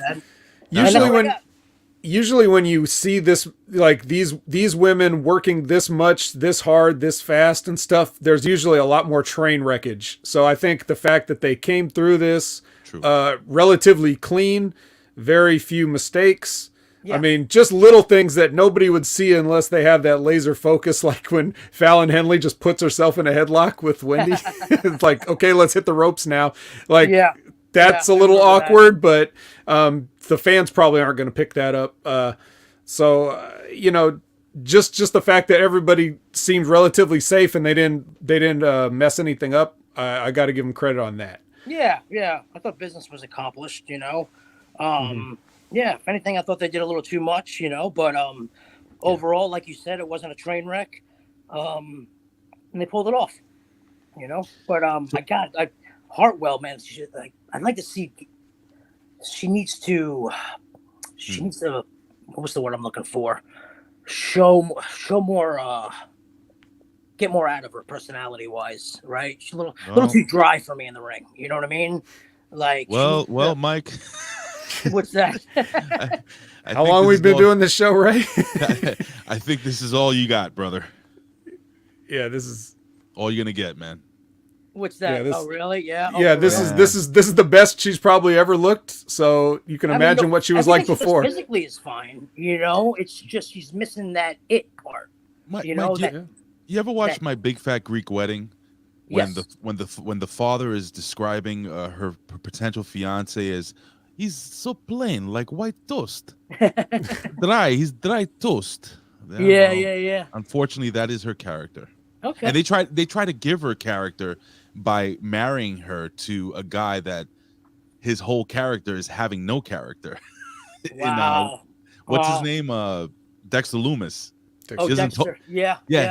So they marry her to him, and this guy doesn't talk. Right. So it doesn't really help her out in the long run, if you think about it.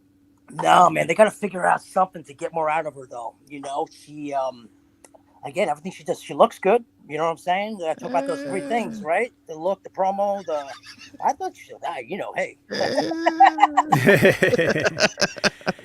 Well, bless her heart. Anyway. Yes, bless her heart. Yes. So in the South. And bless your heart, Mike, for watching NXT. My God. You have not been missing anything. No, man, I tune in again. I enjoyed honestly watching it because I just enjoy breaking down matches, and I was looking forward to doing this podcast with you. By the way, this is my first ever show review. I never did one of these before. Really? Yeah, no, I never did one. So cool. I kind of I was hoping to make a good first impression. Hopefully I did that, this was a lot of fun though. I enjoyed it. I'd do it again with you guys. Okay. Are you just saying that, Mike? No, man. No, don't get me wrong. I put the time in though. I mean, it took me like a few hours. Yes. Freaking knock this out, Not to mention all the technical difficulties I watched during the show twice. I watched the match, and then I watched the match again and take notes. Oh God, you watched it twice? I watched it twice. The show.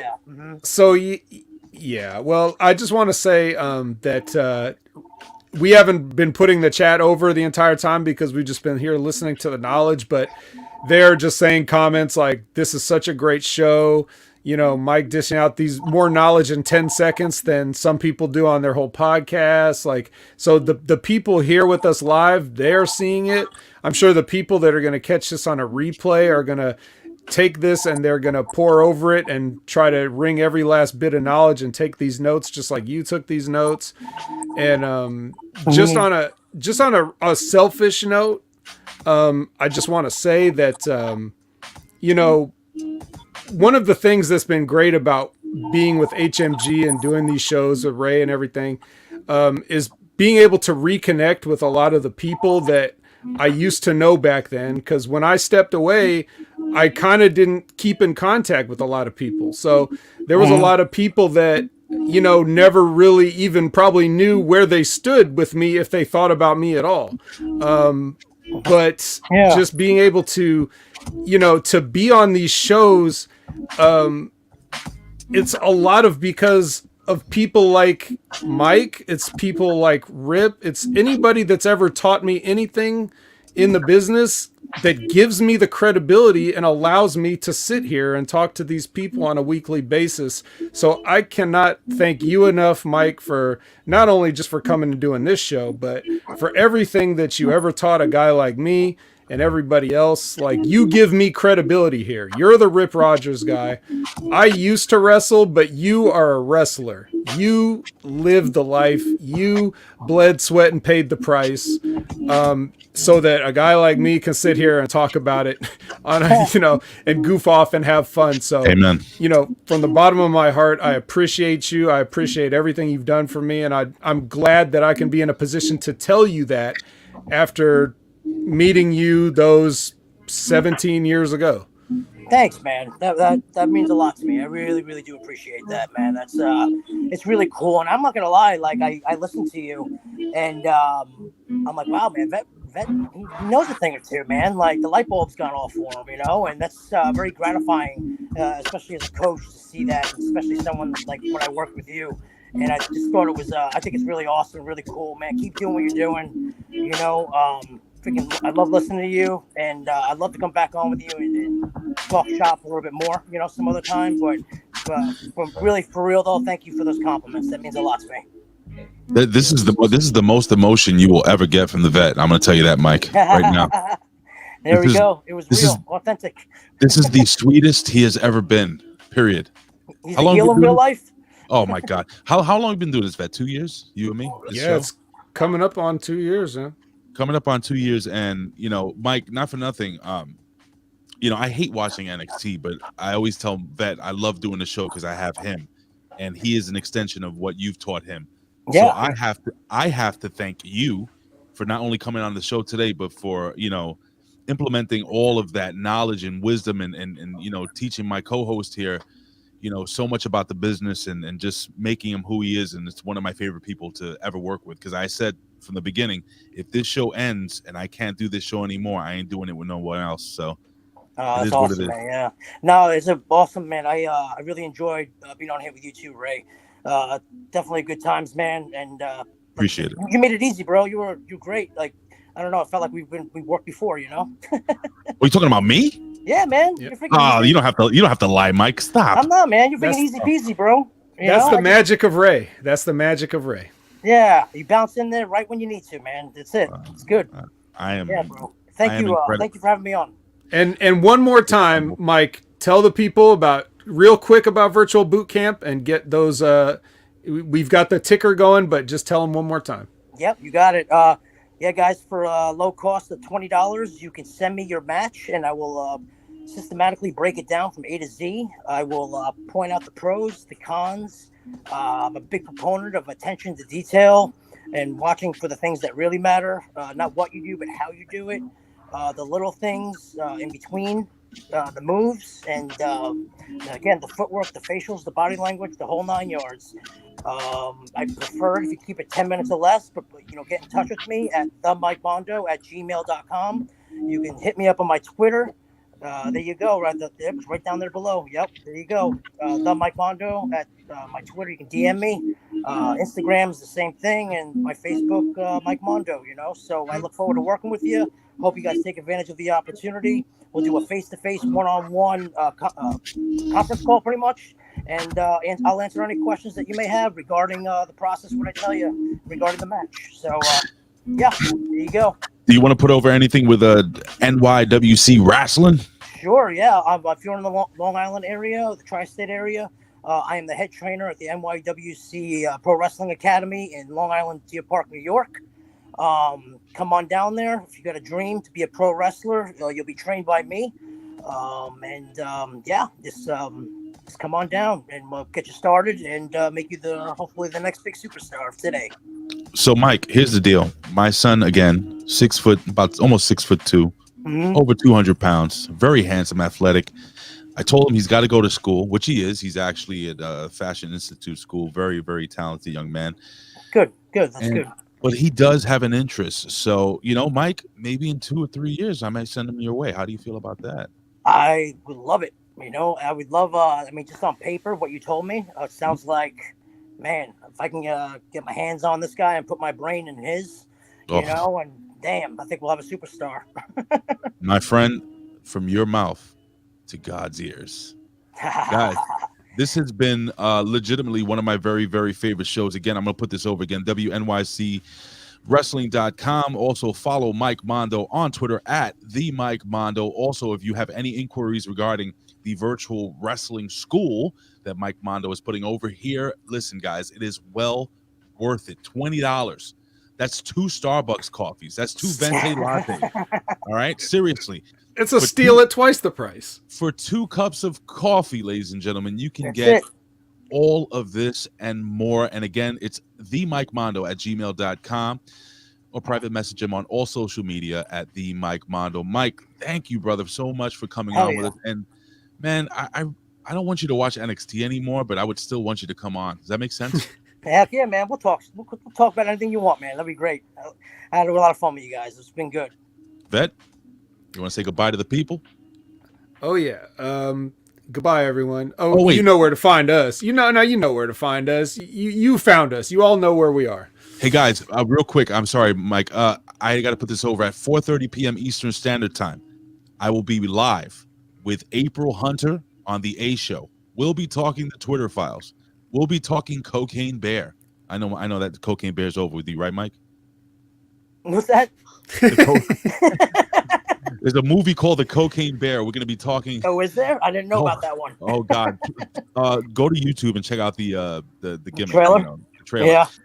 We'll be talking that with April Hunter. We're going to be talking about Big Trouble in Little China, not the movie, but the COVID restrictions, all that and more at the A Show, guys. So check that out. Check my social media out. It's been a fantastic show. I'm going to start bumping the music as we fade out. Ladies and gentlemen, we are out. I always say this, I would do this for a living, but if I couldn't, I'd do it anyway. Why? Because I love talking wrestling. And thank you for joining us here. Don't forget, guys, at the Mike Mondo, it is Mikey. Yeah.